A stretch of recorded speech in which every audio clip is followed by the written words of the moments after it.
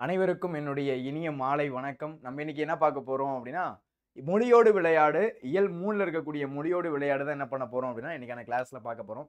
இதுக்கு முன்னாடி வந்து இயல் 2ல இருக்கக்கூடிய மொழியோடு விளையாடு அப்படின்றது பார்த்திருந்தோம். இது பார்த்தீங்க அப்படின்னா, உங்களுக்கு ஒரு பார்ட்டா என்ன பண்றேன் அப்படின்னா, இந்த ஒரு மொழியோடு விளையாடு அப்படின்றத நான் உங்களுக்கு நடத்துறேன். அதுக்கடுத்து பார்ட் 2 அதுல என்ன பார்க்கலாம் அப்படின்னா, அதுக்கடுத்து இந்த சொல்லும் பொருளும், அதுக்கடுத்து பார்த்தீங்க அப்படின்னா, இங்கிலீஷ்ல ஒரு வார்த்தை குடுத்து தமிழாக்கம் செய்ய சொல்லுவாங்கல்ல அது. இதெல்லாம் என்ன பண்ணலாம் அப்படின்னா, நம்ம பார்ட் 2 வீடியோல பார்க்கலாம். இன்னைக்கு நம்ம பார்க்க போறது மொழியோடு விளையாடு இயல் 3ல இருக்கக்கூடியத பார்ட் 1 வீடியோ இன்னைக்கு நம்ம பார்க்கலாம். சரிங்களா? ஓகே. போறதுக்கு முன்னாடி இதான் நம்ம சேனலுக்கு யாராச்சும் ஃபர்ஸ்ட் டைம் வந்திருக்கீங்க அப்படின்னா, வெல்கம் டு வேதாந்து சேனல். யாராச்சும் சப்ஸ்கிரைப் பண்ணாம இருக்கீங்க அப்படின்னா, சப்ஸ்கிரைப் பண்ணிக்கோங்க. ஏன்னா வரக்கூடிய பப்ளிக் எக்ஸாம் பார்த்தீங்க அப்படின்னா, உங்களுக்கு புக் பேக், புக் இன்சைடு, குருவினா, சிறுவினா, நெடுவினா, கடிதம், கட்டுரை இது மாதிரி எல்லாத்தையும் என்ன பண்ண போறோம் அப்படின்னா, உங்களுக்காக போஸ்ட் பண்ண போறோம். அதனால நீங்க சப்ஸ்கிரைப் பண்ணியிருந்தீங்க அப்படின்னா தான் இந்த மாதிரி வீடியோஸ்லாம் உங்களுக்கு நோட்டிஃபிகேஷனா வரும். அது மூலமா உங்களுடைய மார்க்கும் எடுக்க முடியும். சரிங்களா? அதனால யாராச்சும் சப்ஸ்கிரைப் பண்ணாம இருக்கீங்க அப்படின்னா, உடனே சப்ஸ்கிரைப் பண்ணிக்கோங்க. யாராச்சும் லைக் பண்ணாம பார்த்துக்கிட்டு இருக்கீங்க அப்படின்னா, போடுங்க லைக்க. சரிங்களா? ஓகே. போறதுக்கு முன்னாடி நம்மளுடைய ஆஃப்லைன் சென்டரை பத்தி நான் ஒரு 2 நிமிஷம் பேசுறேன். நம்மளுடைய ஆஃப்லைன் சென்டர் பார்த்தீங்க அப்படின்னா, இப்போ உங்களுடைய சிட்டீஸ்ல அவைலபிளா இருக்கு. நான் சிட்டீஸ் அப்படின்றது சொல்றது எதை மீன் பண்றேன் அப்படின்னா, சென்னை, மதுரை, திருச்சி, கோயம்புத்தூர் இந்த இடத்துலலாம் பார்த்தீங்க அப்படின்னா, நம்மளுடைய ஆஃப்லைன் சென்டர் அப்படின்றது இருக்கு. நம்முடைய வேதாந்தோடைய ஆஃப்லைன் சென்டர் அப்படின்றது இருக்கு. இங்க என்ன சார் டீச் பண்ணுவாங்க அப்படின்னு கேட்டீங்க அப்படின்னா, ஜேஇக்கும் நீட்டுக்கும் என்ன பண்ணுவாங்க அப்படின்னா, இங்க டீச் பண்ணுவாங்க. ஜேஇ அப்படின்னா என்னன்னு தெரியுமா? 11th 12th முடிச்சதுக்கு அப்புறம் ஜேஇ எக்ஸாம் எழுதுறது மூலியமா உங்களுக்கு பெரிய காலேஜஸ் அப்படின்றது கிடைக்கும். பெரிய காலேஜஸ் அப்படின்றது நான் எதை மீன் பண்றேன் அப்படின்னா, ஐஐடி காலேஜ், அதுக்கடுத்து என்ஐடி, ட்ரிபிள் ஐடி இந்த மாதிரி இருக்கக்கூடிய காலேஜஸ் அப்படின்றது உங்களுக்கு கிடைக்கும். அதாவது ஜேஇ பார்த்தீங்க அப்படின்னா 2 டைப்பா இருக்கும். அதாவது ஜேஇ மெயின்ஸ் அப்படின்னு ஃபர்ஸ்ட் எழுதுவீங்க. ஃபர்ஸ்ட் எழுதக்கூடிய எக்ஸாம் ஜேஇ மெயின்ஸ். அது எழுதி அதுல நல்ல ரேங்க் வாங்குறீங்க அப்படின்னா, என்ஐடி, ட்ரிபிள் ஐடி இந்த மாதிரி காலேஜஸ் கிடைக்கும். இந்த மாதிரி ரேங்க் எடுக்கிறீங்க அப்படின்னா. அதுவே ஜேஇ அட்வான்ஸ்ல நல்ல ரேங்க் எடுக்கிறீங்க அப்படின்னா, உங்களுக்கு ஐஐடி அதாவது இந்த சென்னை ஐஐடி, கான்பூர் ஐஐடி, கராக்பூர், டெல்லி இந்த மாதிரி சொல்றோம்ல, அந்த மாதிரி ஐஐடி அப்படின்றது கிடைக்கும். அதான் கடைசியா வந்து இந்த மாதிரி ஜேஇ அட்வான்ஸ்ல யார் யார் எவ்வளவு மார்க் எடுத்திருக்காங்க, எவ்வளவு ரேங்க் எடுத்திருக்காங்க அப்படின்றத நான் காமிக்கிறேன். சரிங்களா? ஓகே. அண்ணா நகர் சென்னை, வேளச்சேரி சென்னை, தாம்பரம், ஆவடி, போரூர், பெரம்பூர், பெருங்குளத்தூர் இதெல்லாம் பார்த்தீங்க அப்படின்னா சென்னையில இருக்கக்கூடிய சென்டர்ஸ். அதுக்கு கீழே பார்த்தீங்கன்னா ஃபோன் நம்பரும் கொடுத்துருக்கோம். இப்போ நீங்க 10th படிக்கலாம். 11th படிக்கும்போது நீங்க வந்து ஸ்டார்ட் பண்ணீங்க அப்படின்னா, இன்னும் சூப்பரா என்ன பண்ண முடியும் அப்படின்னா, ஜேஇ எக்ஸாமை ஃபர்ஸ்ட் அட்டெம்ப்ட்லேயே கிராக் பண்ண முடியும். நீட் படிக்கிறீங்க அப்படின்னா, நீட்டையும் ஃபர்ஸ்ட் அட்டெம்ப்ட்லேயே என்ன பண்ண முடியும்னா கிராக் பண்ண முடியும். இப்போ உங்கள்ட்ட யாராச்சும் கேட்குறாங்க, இந்த மாதிரி நான் ஜேஇ படிக்கலாம்னு இருக்கேன், உங்களுடைய அண்ணா, அக்கா யாராச்சும் கேட்குறாங்க, சீனியர்ஸ் யாராச்சும் கேட்குறாங்க அப்படின்னா, நீங்க தாராளமா என்ன பண்ணலாம் அப்படின்னா, உங்களுடைய வேதாந்துவை நீங்க சஜஸ்ட் பண்ணலாம். சரிங்களா? ஓகே. அடுத்து மதுரை, திருச்சி, கோயம்புத்தூர் பார்த்தீங்க அப்படின்னா, நம்மளுடைய ஆஃப்லைன் சென்டர் அப்படின்றது இருக்கு. அதுலயும் பார்த்தீங்க அப்படின்னா, சார் இப்போ உங்களுக்கு ஒரு டவுட் வரும். நான் ஏன் சார் வேதாந்துல படிக்கணும் அப்படின்னு நீங்க கேட்டீங்க அப்படின்னா, உங்களுடைய வேதாந்துல பர்சனல் அட்டென்ஷன் அப்படின்றது ரொம்ப அதிகமா இருக்கும். அது மத்த கோச்சிங் சென்டர்ல பார்த்தீங்க அப்படின்னா, அது அந்த அளவு பெருசா இருக்காது. ஆனா வேதாந்துல பார்த்தீங்கன்னா, உங்களுக்கு பர்சனல் அட்டென்ஷன் அப்படின்றது ரொம்ப ரொம்ப ரொம்ப அதிகமா இருக்கும். அதுக்கடுத்து பார்த்தீங்கன்னா, கொஸ்டின்ஸ் எல்லாம் எடுக்கும்போது உங்களுக்கு ஆர்&டி பண்ணி தான் கொஸ்டின்ஸ் எடுப்பாங்க. ஆர்&டி அப்படின்னா ரிசர்ச் அண்ட் டெவலப்மெண்ட். அதாவது வந்து கொஸ்டின்ஸ் எல்லாம் என்ன பண்ணுவாங்க அப்படின்னா, போன வருஷம் என்ன மாதிரி கொஸ்டின் கேட்டிருக்காங்க, அதே மாதிரி தான் என்ன பண்ணுவாங்க அப்படின்னா, கொஸ்டினுடைய மேக்கிங் அப்படின்றது இருக்கும். எந்த மாதிரி கேட்டிருக்காங்க, டஃபா கேட்டிருக்காங்களா, அதே மாதிரி என்ன பண்ணுவாங்க அப்படின்னா, அடுத்தடுத்த இயர் டஃபா கேட்க வாய்ப்பு இருக்கு. ப்ரெடிக்ட் பண்ணி என்ன பண்ணுவாங்க அப்படின்னா, கொஸ்டின்ஸ் அப்படின்றது செட் பண்ணுவாங்க. அது மூலியமா உங்களுடைய ரேங்க்கும் நல்ல ரேங்க் உங்களுக்கு கிடைக்க வாய்ப்பு இருக்கு. சரிங்களா? அதெல்லாம் பார்த்தீங்கன்னா பெருசா அதர் கோச்சிங் சென்டர்ல உங்களுக்கு கிடைக்காது. அதுக்கடுத்து நம்முடைய வேதாந்தல பார்த்தீங்க அப்படின்னா, உங்களுக்கு parent app, doubt app, smart லீக்கர்ஸ் இந்த மாதிரி ஏகப்பட்டது பார்த்தீங்க அப்படின்னா, உடைய வேதாந்துல கிடைக்கும். இது எதுவுமே பார்த்தீங்க அப்படின்னா, அதர் கோச்சிங் சென்டர்ல கிடைக்காது. அப்போ பேரண்ட் ஆப் கிடைக்கும். பேரண்ட் ஆப்னா என்ன சார் அப்படின்னா, இப்போ நீங்க டெய்லியும் வந்து சென்டர் வரீங்களா, இல்ல வந்து சென்டர் வரேன்னு சொல்லிட்டு நீங்க வந்து ஊர் சுத்த போயிடுறீங்களா, அதை வந்து மானிட்டர் பண்ண முடியும். அப்போ டெய்லி நீங்க வரீங்க அப்படின்னா, உங்களுடைய ஐடி கார்டு கொடுத்துருவாங்க. நீங்க ஸ்கேன் பண்ணணும், ஃபேஸ் லாக் இருக்கும். இந்த மாதிரி ஏகப்பட்ட விஷயம் அப்படின்னா நம்முடைய வேதாந்தல இருக்கும். நீங்க வந்துட்டீங்களா அப்படின்றத அட்டெண்டன்ஸ் ஃபர்ஸ்ட் எடுப்பாங்க. அதுக்கடுத்து கிளாஸுக்கு வந்தோடனே டெஸ்ட் வைப்பாங்க. நம்மளுடைய இங்க வந்து அந்த விக்யூஸ் அட்டெண்ட் பண்றீங்களா, அதே மாதிரி பார்த்தீங்கன்னா ஆஃப்லைன் சென்டர்ல ஒரு ரிமோட் இருக்கும். இந்த ரிமோட் வச்சு கிளிக் பண்ணி என்ன பண்ண முடியும் அப்படின்னா, நீங்க டெஸ்ட் அப்படின்றத கண்டக்ட் பண்ணுவாங்க. அதுல டெஸ்ட்ல எவ்வளவு மார்க் எடுக்கிறீங்க அப்படின்ற வரையும் யாருக்கு போகும் அப்படின்னா, நம்மளுடைய பேரண்ட்ஸ்க்கு போகும். சரிங்களா? அதுக்கடுத்து டவுட் ஆப் இருக்கும். இந்த மாதிரி ஏகப்பட்ட ஃபீச்சர் எங்க இருக்கு அப்படின்னா, நம்மளுடைய வேதாந்துல இருக்கு.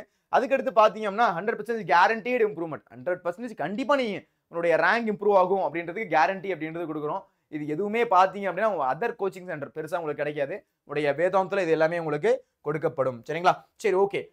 நம்மளுடைய வேதாந்த லேர்னிங் சென்டர்ல ஜாயின் பண்றதுனால எனக்கு இருக்கக்கூடிய அட்வான்டேஜஸ் என்ன சார் அப்படின்னா, இந்தியால இருக்கக்கூடிய டாப் டீச்சர்ஸ் உங்களுக்கு கிடைப்பாங்க. நான் வந்து அண்ணா நகர்ல இருந்திருக்கேன். முன்னாடியே சொல்லியிருக்கேன்.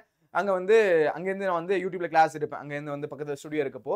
இப்போ பார்த்தீங்க அப்படின்னா, டெல்லியிலேருந்து, பாம்பேலேருந்துலாம் என்ன பண்ணுவாங்க அப்படின்னா, டீச்சர்ஸ் வந்து கிளாஸ் எடுப்பாங்க. அப்ப தமிழ் டீச்சரே இருக்க மாட்டாங்க அப்படின்னா, தமிழ் டீச்சரே இருப்பாங்க. அதுக்கடுத்து இந்த டெல்லி, பாம்பே இந்த மாதிரி இந்தியாலலாம் எங்கெங்க டாப் டீச்சர்ஸ் இருக்காங்களோ, அவங்க என்ன பண்ணுவாங்க அப்படின்னா வந்து கிளாஸ் எடுப்பாங்க. அப்போ இந்தியாவில் இருக்கக்கூடிய டாப் டீச்சர்ஸ் உங்களுக்கு கிடைப்பாங்க. அதுக்கடுத்து பார்த்தீங்க அப்படின்னா உங்களுக்கு 3 வே டவுட் சப்போர்ட் இருக்கும். 3 வே டவுட் சப்போர்ட் அப்படின்னா இந்த மாதிரி கிளாஸ் எடுத்துட்டு இருக்கேன்ல, இப்போ வந்து நீங்க என்கிட்ட டவுட் கேட்குறீங்களா, அதே மாதிரி ஆஃப்லைன் சென்டர்ல கிளாஸ் எடுக்கும்போது நீங்க டீச்சர்ஸ்ல டவுட் கேட்கலாம்.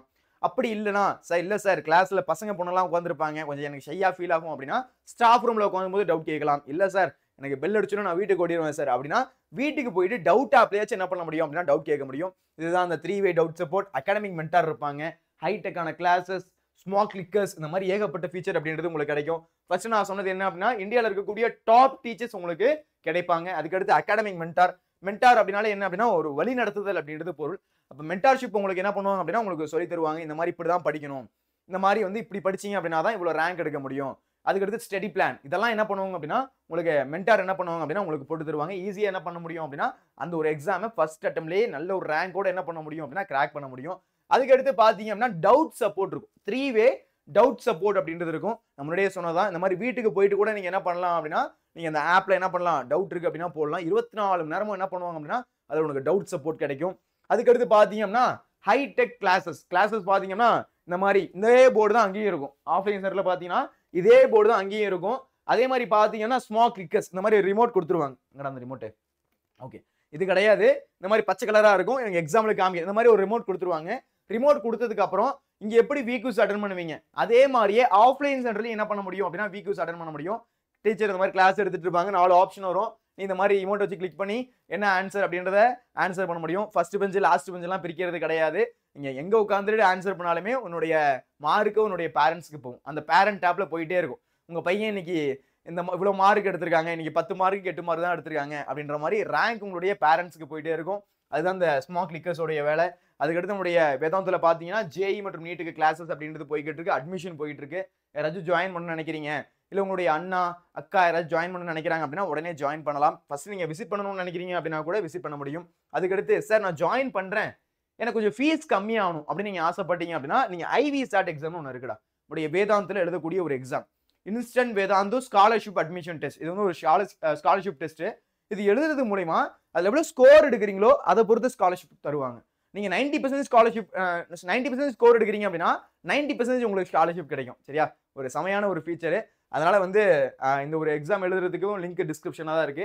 எழுதி அதில் நல்ல ஸ்கோர் எடுக்கிறீங்க அப்படின்னா உங்களுக்கு 90% பார்த்தீங்கன்னா ஸ்காலர்ஷிப்லேயே போய்டும். மீதி இருக்கக்கூடிய ஃபீஸ் மட்டும் பே பண்ணால் போதும். இதோடைய லிங்க்கும் பார்த்தீங்க அப்படின்னா டிஸ்கிரிப்ஷனில் தான் இருக்கு. அதுக்கடுத்து நான் முன்னாடியே சொன்னதான் நம்முடைய ஆஃப்லைன் சென்டர்ஸ் அப்படின்னு நான் குறிப்பிட்டிருக்கேன். பார்த்தீங்க அப்படின்னா அண்ணா நகர், வேளச்சேரி, தாம்பரம், ஆவடி, போரூர், மதுரை, திருச்சி, கோயம்புத்தூர், பெரம்பூர், பெருங்களத்தூர், இந்த இடத்துலலாம் நம்முடைய ஆஃப்லைன் சென்டர் இருக்கு. அதோடைய ஃபோன் நம்பர்ஸ் அப்படின்றது கீழே கொடுத்துருக்கோம். நீங்க ஜஸ்ட் ஒரு கால் பண்ணி கேட்கலாம் என்ன சொல்றாங்க அப்படின்ட்டு. இல்லை சார் நான் என்னுடைய அம்மாவை அப்பாவை அழைச்சிட்டு போயிட்டு நேரில் ஒரு வாட்டி பார்க்குறேன், நேர்லேயும் ஒரு வாட்டி பார்க்கலாம். அதுக்கடுத்து இந்த மாதிரி கிளாஸ் இருக்கு, இந்த மாதிரி இந்த ஸ்மால் கிளிக்கர்ஸ் இருக்கு, இந்த மாதிரி ஹைடெக்கான கிளாஸ் இருக்கு, அந்த பேரண்ட் ஆப் என்ன, ஸ்டூடெண்ட் ஆப் என்ன, டவுட் ஆப் என்ன, இது எல்லாத்தையும் நீங்க ஒரு வாட்டி விசாரிக்கலாம். உங்களுக்கு விருப்பம் இருக்கு அப்படின்ற பட்சத்தில் நீங்க என்ன பண்ணிக்கலாம்னா ஜெய் நீட்டுக்கு ஜாயின் பண்ணிக்க முடியும். சரிங்களா? ஓகே, இதுதான் உங்கள்கிட்ட நான் ஷேர் பண்ணணும்னு நினைச்சது. இப்போ நம்ம என்ன பண்ணலாம் அப்படின்னா இன்னைக்கான கிளாஸ்க்குள்ள போகலாம். இன்னைக்கான கிளாஸ் என்ன சார் அப்படின்னா மொழியோடு விளையாடு. ஆக்சுவலா வந்து நிறைய பேர் நினைச்சுக்கிறாங்க மொழியோடு விளையாடு வந்து எதுக்கு சார், அது வந்து கொஸ்டின் கேட்கறாங்களா அப்படின்னு. கேட்கறாங்களே அந்த மாதிரி கேட்கறாங்க அடிக்கடி அந்த மொழியோடு விளையாடு அப்படின்ற பாட்டுலேருந்து. அதனால படிக்கணும். இன்னொரு விஷயம் என்ன அப்படின்னா எல்லா கொஸ்டினும் கேட்கறாங்களா அப்படின்னா இல்லை, அதையும் நான் ஒத்துக்கிறேன். எல்லா கொஸ்டின்ஸ் எல்லாம் கேட்கறது இல்லை. நான் அடுத்து ஒரு கொஸ்டின்ஸ் வச்சிருக்கேன், அந்த கொஸ்டின் கேட்டதில்லை. ஆனால் வந்து டாப்பர் படிப்பான், எதுக்கு படிக்கிறானே தெரியாது. நான் ஸ்கூல் படிக்கும் போதும் அவன் வந்து என்ன பண்ணுவான் அப்படின்னா படிச்சுட்டு இருப்பான். நான் அவன்கிட்ட கேட்பேன், டேய் எதுக்குடா, எதாவது கேட்கவே மாட்டாங்க, எதுக்குடா படிக்கிற அப்படின்னு கேட்பேன். ஒரு வேளை கேட்டுட்டா நான் தான் ஃபுல் மார்க் எடுக்கணும் அப்படிமா. ஓ அப்படியா கதை அப்படின்னு நினைச்சிட்டு நானும் அவன் எதெல்லாம் படிக்கிறோன்னு நான் அவன் என்ன பண்ணுவான்னா வாட்ச் பண்ணுவேன். ஓ இதெல்லாம் படிக்கிறான்டா, டேய் நம்மளும் படிக்கணும்டா அதெல்லாம். ஏன்னா வந்தா என்ன பண்ணுவான் அப்படின்னா ஸ்கூல்லேயே ஃபர்ஸ்ட் மார்க் வாங்குவான். அவன் பார்த்தீங்கன்னா 495 எடுத்தான் 10th. அப்போ அவன் என்னென்னலாம் பண்றானோ நானும் அதை என்ன பண்ணுவேன் அப்படின்னா காப்பி அடிச்சு பண்ணுவேன், நானும் மார்க் எடுக்கணும் அப்படின்ட்டு. ஆனா அது பாத்தீங்க அப்படின்னா சிலது சிலபஸ்ல இல்ல அப்படின்னா கேட்கறது இல்லதான், அது உண்மையை நம்ம ஒத்துக்கணும். ஆனாலும் அவங்க எல்லாம் படிக்கிறாங்க. ஒரு வேலை கேட்டுட்டா என்ன பண்றது, முன்னாடியே உங்களுக்கு தெரிஞ்ச ஒன்று தான். அதாவது பாத்தீங்க அப்படின்னா அது என்ன சொல்லுவாங்க அப்படின்னா நீ ஃபுல் மார்க் எடுக்கணும் அப்படின்னா உன்னுடைய ஃபர்ஸ்ட் பேஜ்ல இருந்து கடைசி பேஜ் வரையும் அட்டை டு அட்டை படிக்கணும். தமிழ்நாடு அரசு வழங்கப்பட்டதுன்னு இருக்குல்ல, அதை கூட படிக்கணும் அப்படின்னு எங்க ஸ்கூல்ல வந்து எங்க மிஸ் சொல்லுவாங்க. அதுபடி நீங்க படிச்சு அப்படின்னா அப்ப எது கேட்டாலும் எழுத முடியும் அப்படின்னு சொல்லுவாங்க. அப்ப அந்த மாதிரி நம்ம புக்கில் எதெல்லாம் கொடுத்துருக்காங்களோ அதெல்லாம் நம்ம படிச்சுப்போம்.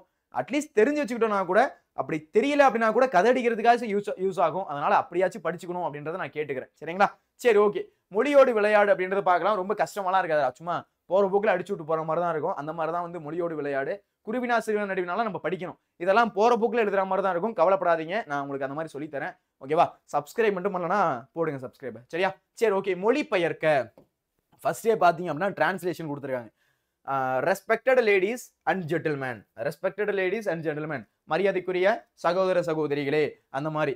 ஐ am Ilangovan studying 10th standard. நான் பாத்தீங்க அப்படின்னா 10வது படிக்கிறேன் அப்படின்னா இளங்கோவன், என்னுடைய பேர் என்ன அப்படின்னா இளங்கோவன், நான் அந்த மாதிரி 10வது படிச்சுட்டு இருக்கேன். I have come here to say a few words about our Tamil culture. உங்கள்கிட்ட நான் சில வேர்ட்ஸ் நான் சொல்லணும், தமிழ் கல்ச்சரை பத்தி, நம்முடைய தமிழ் பாரம்பரியம், நம்முடைய தமிழ் கலாச்சாரத்தை பத்தி நான் என்ன பண்ணணும் அப்படின்னா உங்கள்கிட்ட சில விஷயங்கள் சொல்லணும் அப்படின்னு சொல்றாங்க. Sangam literature shows that Tamils were best in culture and civilisation about 2000 years ago. நம்முடைய 2000 வருஷத்துக்கு பழமையானது எது அப்படின்னா நம்முடைய சங்க இலக்கியம் அப்படின்றது. அது பாத்தீங்க அப்படின்னா அவ்வளவு விஷயத்தை என்ன பண்ணுது அப்படின்னா நமக்கு பிரதிபலிக்குது, அவ்வளவு விஷயத்தை நமக்கு பாத்தீங்கன்னா கொண்டு வந்து சேர்க்குது அப்படின்னு சொல்றாங்க. Tamils who have defined grammar for language have also defined grammar for life. Tamil culture is rooted in lifestyle of Tamil throughout India, Sri Lanka, Malaysia, Singapore, England and worldwide. உடைய தமிழ் கலாச்சாரம் பாத்தீங்கன்னா அந்த உலகம் ஃபுல்லா இருக்குது. உண்மையா இல்லையா? சிங்கப்பூர், மலேசியா எல்லா இடத்துலயும் என்ன இருக்கு அப்படின்னா பரவி இருக்கு அப்படின்றத சொல்றாங்க. நான் சும்மா உங்களுக்கு அவுட்லைன் மாதிரி தான் சொல்றேன், இதை டீட்டெயிலா என்ன பண்றேன் அப்படின்னா நான் எழுதி வச்சிருக்கேன், உங்களுக்கு காமிக்கிறேன். சரியா? Through our culture is very old. நம்முடைய கல்ச்சர் பாத்தீங்கன்னா ரொம்ப பழமையானது. சும்மா வந்து நேத்திக்கு இன்னைக்கு தோன்றுற தமிழ் கிடையாது. கல் தோன்றா மண் தோன்றா காலத்தை முன் தோன்றிய மூத்த குடி எது அப்படின்னா நம்முடைய தமிழ் குடி அப்படின்னு சொல்லுவாங்க. அதே மாதிரி தொல்காப்பியர், அவனுக்கு ஒரு விஷயம் தெரியுமா? நம்ம எல்லாரும் என்ன நினைச்சுக்கிறோம் அப்படின்னா தொல்காப்பியர் இயற்றிய தொல்காப்பியம் முதல் நூல்னு சொல்றாங்க. அதாவது ஃபர்ஸ்ட் ஒரு விஷயம் நல்லா தெரியணும், இலக்கியம் இருந்தாதான் இலக்கணம் தோன்ற முடியும். இலக்கியம் இருந்தாதான் இலக்கணம் தோன்ற முடியும். சரியா? நல்லா கவனிக்கணும், இலக்கியம் இருந்தாதான் இலக்கணம் அப்படின்றது தோன்ற முடியும். இப்ப இன்னும் உனக்கு ஈஸியா சொல்லவா? ஃபர்ஸ்ட் ரோடு இருந்தாதான் உங்களுக்கு ரோட்ல ரூல்ஸ் போட முடியும். கரெக்டா? இந்த பாயிண்ட் புரியுதா? ரோடு இருந்தாதான் ரூல்ஸ் போட முடியும். ரோடு இல்லைன்னா ரூல்ஸ் போட முடியுமா? நீங்க வந்து ரெட் லைட் போட்டா நிக்கணும், ரோடே இல்ல எதுக்கு, ஆளே இல்ல எதுக்கு பெல்லு அப்படின்ற மாதிரி இருக்கும். அப்போ நம்முடைய தமிழ்ல இலக்கியம் இருந்ததுனாலதான் இலக்கணம் படைச்சிருக்க முடியும். அப்போ இலக்கணத்தை பாத்தீங்க அப்படின்னா ஃபர்ஸ்ட் நமக்கு கிடைச்ச இலக்கண நூல் இது அப்படின்னா தொல்காப்பியம். தொல்காப்பியத்தை எழுதுனது யாரு அப்படின்னா தொல்காப்பியர். தொல்காப்பியர் என்ன தெரியுமா சொல்றாரு? என்பன அப்படின்னு சொல்லி ஒரு வார்த்தை ஒன்று விடுவாரு. அந்த இதுல நம்மளுடைய இலக்கணத்துல படிச்சோம் அப்படின்னா என்பன அப்படின்னு சொல்லுவாரு. அந்த என்பன அப்படின்றதுக்கு என்ன மீனிங் அப்படின்னு வச்சுக்கோங்க. எங்களுடைய மூதாதையர் சொல்லுவாங்க. என்ன சொல்றாரு? என்னுடைய மூதாதையர் சொல்லுவாங்க அப்படின்னு ஒரு வார்த்தை கொடுத்திருப்பாரு. அப்ப நீ அந்த இடத்துல யோசிக்கிறீமா இல்லையா? என்னடா அவரு நமக்கு ஃபர்ஸ்ட் கிடைச்ச நூலே வந்து இலக்கண நூலு, ஆனா அவரே என்ன பண்றாரு அப்படின்னா என்னுடைய மூதாதையர் அப்படி சொல்லுவாங்கன்னு எழுதி வச்சிருக்காரு. என்ன இங்க நடக்குது, என்ன இங்க அப்படின்னு நம்ம யோசிக்கணும். அதாவது என்ன நடக்குது அப்படின்னா தொல்காப்பியரே என்னுடைய மூதாதையர் சொல்லுவாங்கன்னு என்ன பண்றாரு, அந்த மாதிரி எழுதி வைக்கிறாரு. அது வந்து நம்முடைய ஸ்டார்டிங் கிடையாது அப்படின்றது நமக்கு நல்லா தெரியுது. அதாவது தொல்காப்பியர் இயற்றிய தொல்காப்பியம் அப்படின்றது ஸ்டார்டிங் கிடையாது. நமக்கு கிடைச்சதுல ஃபர்ஸ்ட் சொல்லிட்டு தெரியும். நமக்கு கிடைச்ச இலக்கண நூல் ஃபர்ஸ்ட் வந்து தொல்காப்பியம், நன்னூலு, பவனந்தி முன்னூறு ஏற்றினாரு, இந்த மாதிரி என்ன பண்ணிட்டு இருக்கோம் அப்படின்னா உதார விட்டு சுத்திட்டு இருக்கோம். ஆனா நம்மளுடைய தமிழ் மொழி இதுக்கும் பழமைப்பட்டது. ஏன்னா அவருக்கே தெரியல. அவர் என்ன பண்றாரு? என்னுடைய மூதாதையர் சொல்லுவாங்க அப்படின்னு தான் சொல்றாரு. நான் அதை அடுத்த கிளாஸ்ல கொண்டு வரேன். அந்த என்பன அப்படின்னு ஒரு லைன் வரும், அதை நான் எடுத்து வரேன். அப்ப எனக்கு தான் அந்த இடத்துல யோசிக்க தோணுச்சு. ஆமா தானே, இலக்கியம் ரோடு இருந்தா தானே ரோடுல வந்து நம்ம ரூல்ஸ் போட முடியும். அப்ப இலக்கியம் இருந்தாதான் இலக்கணமே படிச்சிருக்க முடியும். நமக்கு கிடைச்சது இலக்கணம். அப்ப இலக்கியம் இன்னும் முற்பட்டு இருக்குது, நமக்கு கிடைக்கல. அப்போ அவர் என்ன சொல்றாரு தொல்காப்பியர்? என்பன, அதாவது எங்களுடைய மூதாதையர் அது மாதிரி சொல்லுவாங்க. இப்ப நான் வந்து இப்ப எடுத்து எழுதுறேன்னு வச்சுக்கோங்க, இந்த வந்து ஒரு இது வரையும் நம்மளுடைய இயர் வந்து அழிஞ்சிருச்சுன்னு வச்சுக்கோங்க. இப்ப இருந்து கிடைக்கக்கூடிய நூலை தான் என்ன பண்ணுவாங்க, அடுத்து இருக்கக்கூடிய ஜென்ரேஷன் இதுதான் எங்களுடைய ஃபர்ஸ்ட் நூல்னு சொல்லுவாங்க. நமக்கு தான் தெரியும் 2000 வருஷத்துக்கு முன்னாடி பாத்தீங்கன்னா இவ்வளவு பழமையான நூல் இருக்குன்ட்டு. அப்போ அவருடைய காலத்துல பார்த்தோம் அப்படின்னா அவருடைய காலத்துல கிடைச்சதா நம்ம ஃபர்ஸ்ட் நூல் நினைச்சுக்கிறோம். இப்ப அதுக்கு முன்னாடி எவ்வளவு நூல் இருந்திருக்கும் நினைச்சு பாருங்க. இப்போ நம்ம வந்து சொல்ல போனா வந்து 5000 வருஷத்துக்கு பழமையானது அப்படின்னு தான் குறிப்பிடணும். 5000 வருஷத்துக்கு இன்னும் பழமையானது அப்படின்னு தான் நம்ம குறிப்பிடணும். அந்த அளவுக்கு பழமையான மொழி எது அப்படின்னா நம்மளுடைய தமிழ் மொழி. அதனாலதான் பாரதியார் சொல்றாரு, யாமறிந்த மொழிகளிலே தமிழ் மொழி போல் இனிதான மொழி எங்கும் காணும்.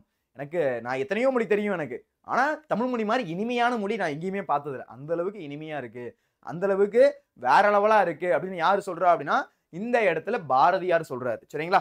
சரி, இதுதான் உங்கள்ட்ட நான் ஷேர் பண்ணணும்னு நினைச்சது. இதை வந்து நீங்க தெரிஞ்சுக்கோங்க. இப்ப என்ன பண்ணலாம் அப்படின்னா நம்ம மொழிபெயர்க்கு அப்படின்றது பார்க்கலாம். இந்த பாயிண்ட் புரியுதா உங்களுக்கு? தொல்காப்பியரே என்பன என்னுடைய மூதாதையர் சொல்லுவாங்கன்னு எழுதுறாரு தொல்காப்பியர்.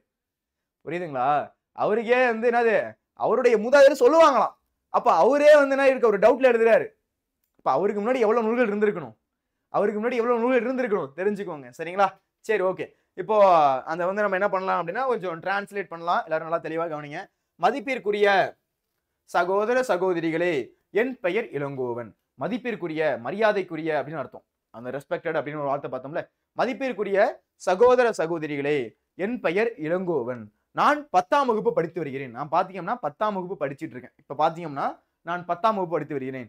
நான் நமது தமிழ் பண்பாடு குறித்து ஒரு சில வார்த்தைகள் சொல்ல வந்துள்ளேன். நான் பாத்தீங்க அப்படின்னா உடைய தமிழ் பண்பாடு இருக்குல்ல, அதை பத்தி ஒரு சில வார்த்தைகள் அப்படின்றத நான் உங்கள்கிட்ட சொல்லணும் அப்படின்னு ஆசைப்படுறேன். உங்கள்கிட்ட சொல்ல வந்திருக்கேன். மதிப்பிற்குரிய சகோதர சகோதரிகளே, என் பெயர் இளங்கோவன். என்னுடைய பெயர் பாத்தீங்க அப்படின்னா இளங்கோவன். என்னுடைய பெயர் இளங்கோவன். நான் 10ஆம் வகுப்பு படித்து வருகிறேன். நான் பாத்தீங்கன்னா இப்போ 10வது படிச்சிட்டு இருக்கேன். நான் நமது தமிழ் பண்பாடு குறித்து ஒரு சில வார்த்தைகள் சொல்ல வந்து, நான் பாத்தீங்க அப்படின்னா தமிழ் பண்பாடு குறித்து ஒரு சில வார்த்தைகள் அப்படின்றது நான் உங்கள்கிட்ட சொல்லணும் அப்படின்னு ஆசைப்படுறேன். உங்கள்கிட்ட வந்திருக்கேன். 2000 ஆண்டுகளுக்கு முன்னரே தமிழ் பண்பாட்டிலும் நாகரிகத்திலும் சிறந்தவர்கள் என்று சங்க இலக்கியங்கள் தெரிவிக்கின்றன. அதாவது 2000 வருஷத்துக்கு முன்னாடி, 2000 அப்படின்னா 2000 அர்த்தம்.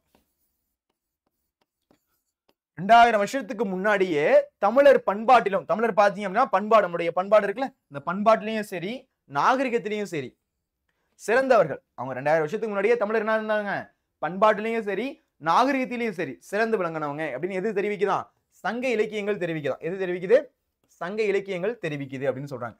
அப்போ இந்த இடத்துல நீங்க கவனிக்கணும். மதிப்பிற்குரிய சகோதர சகோதரிகளே, என் பெயர் இளங்கோவன். நம்ம முன்னாடி பார்த்ததாண்டா, நல்லா பாருங்க. Respected ladies and gentlemen, I am Ilangovan, studying 10th standard.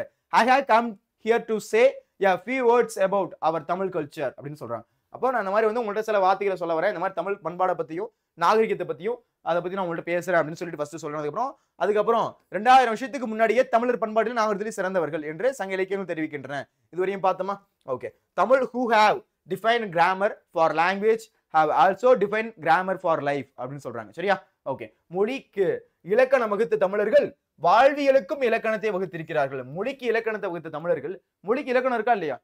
அதான் சார் கடுப்பாகுது, டெய்லி அந்த தமிழ் கிராமர் தான் சார் நடத்திக்கிட்டே இருக்கீங்க, போர் அடிக்குது சார் அப்படின்னு சொல்றல. அப்ப மொழிக்கு இலக்கணம் வகுத்த தமிழர்கள் வாழ்வியலுக்கு இலக்கணத்தை வகுத்துருக்காங்க. இப்படிதான் வாழணும். நம்முடைய வாழ்க்கையுடைய இலக்கணத்தை பாத்தீங்க அப்படின்னா அகம் புறம் ரெண்டா பிரிப்பாங்க. அகம் புறம். அகம்னு வச்சுக்கோங்க, தலைவன் தலைவி இடையிலான உறவு நிலையை குறிப்பிடுவது. எந்த மாதிரி அவங்க அதனுடைய வாழ்க்கையை வாழ்ந்தாங்க, எந்த மாதிரி அந்யூன்யமா இருந்தாங்க, எந்த மாதிரி வாழ்க்கையுடைய நிகழ்வு இருக்கு, எப்படிலாம் அவங்க விருந்து வச்சா, விருந்தோம்பல் எந்த மாதிரி செஞ்சாங்க, இதை பத்தி பேசுறது அந்த வாழ்வியல், அந்த ஒரு விருந்தோம்பல் இதை பத்தி பேசுறது அப்படின்றது எது அப்படின்னா அகம். சரிங்களா? இது அகத்தை பத்தி குறிப்பிடுது. இதுவே புறம் அப்படின்னா வீரம், கொடை, கல்வி இதை பத்தி எல்லாம் பேசுது அப்படின்னா அது புறம். சரிங்களா? அதுலதான் புறநானூர்ல பாத்தீங்கன்னா வீரத்தை பத்தி, கொடையை பத்தி, கல்வியை பத்தி எல்லாம் நிறைய வரும். சரியா? அகத்துல பாத்தீங்க அப்படின்னா அந்த 500 குறுந்தொகையெல்லாம் பாத்தீங்க அப்படின்னா இந்த மாதிரி வந்து தலைவன் தலைவி இருந்தான், அவங்களுடைய வாழ்க்கையில எந்த மாதிரி நிகழ்வு நடந்துச்சு, அவங்க எந்த மாதிரி அந்த அறப்பண்பு போட்டுனாங்க, இதை பத்தி எல்லாம் பேசும். அதெல்லாம் படிச்சோம் அப்படின்னா உண்மையிலே அவங்களுடைய கேரக்டர் சேஞ்ச் ஆகும்டா. நமக்கு வந்து புரியல அப்படின்னு நம்ம என்ன பண்ண மாட்டோம் அப்படின்னா அதெல்லாம் கண்டுக்க மாட்டோம். ஆனா அதெல்லாம் உண்மையிலே நீங்க படிச்சீங்க அப்படின்னா கண்டிப்பா உங்களுடைய கேரக்டர், உங்களுடைய பிஹேவியர்ல இருந்து கண்டிப்பா ஒரு சேஞ்சஸ் கிடைக்கும். சரியா? ஏன்னா எனக்கு நல்லா தெரியுது, தமிழ் படிக்கிறதுக்கு முன்னாடி ஒரு விதமாகவும் தமிழ் படிச்சதுக்கு அப்புறம் என்னுடைய கேரக்டர்ல கொஞ்சம் என்னுடைய சில விஷயத்துல நான் மாத்திக்கிட்டேன் அப்படின்றது எனக்கே நல்லா தெரியுது. சரிங்களா? உண்மையே சொல்றேன். தமிழால் நான் பெருமைப்பட்டதும் என்னால் தமிழ் பெருமைப்பட்டதும் அப்படின்னு ஒரு வார்த்தை சொல்லுவாங்க. அதுபடிதான் நான் பாத்தீங்கன்னா தமிழால பெருமைப்படுறேன். அதாவது வந்து உனக்கு எப்படி நான் தெரியும் சொல்லு பார்க்கலாம். தமிழ் எடுப்பாரு சார், நம்ம தமிழ் எடுப்பாங்க சார், இந்த மாதிரி வந்து வேதாந்தம் 9th 10th அப்படிதானே உனக்கு தெரியும். அப்ப தமிழ் இல்லைன்னா நான் இங்க இல்லை தானே, உண்மை தானே. தமிழ் இல்லை, நான் வந்து தமிழ் சப்ஜெக்ட் படிக்கல, தமிழ் வந்து நான் வந்து கத்துக்கல அப்படின்னா நான் இந்த இடத்துல கிடையாது. கரெக்டா? அப்ப தமிழால் நான் பெருமைப்பட்டது, தமிழ் அப்படின்ற ஒரு மொழி இருக்கிறதுனால தான் நான் இந்த இடத்துல பெருமைப்பட்டு இந்த இடத்துல நிக்கிறேன். கரெக்டா? அப்ப அதுதான் இந்த இடத்துல சொல்லுவாங்க.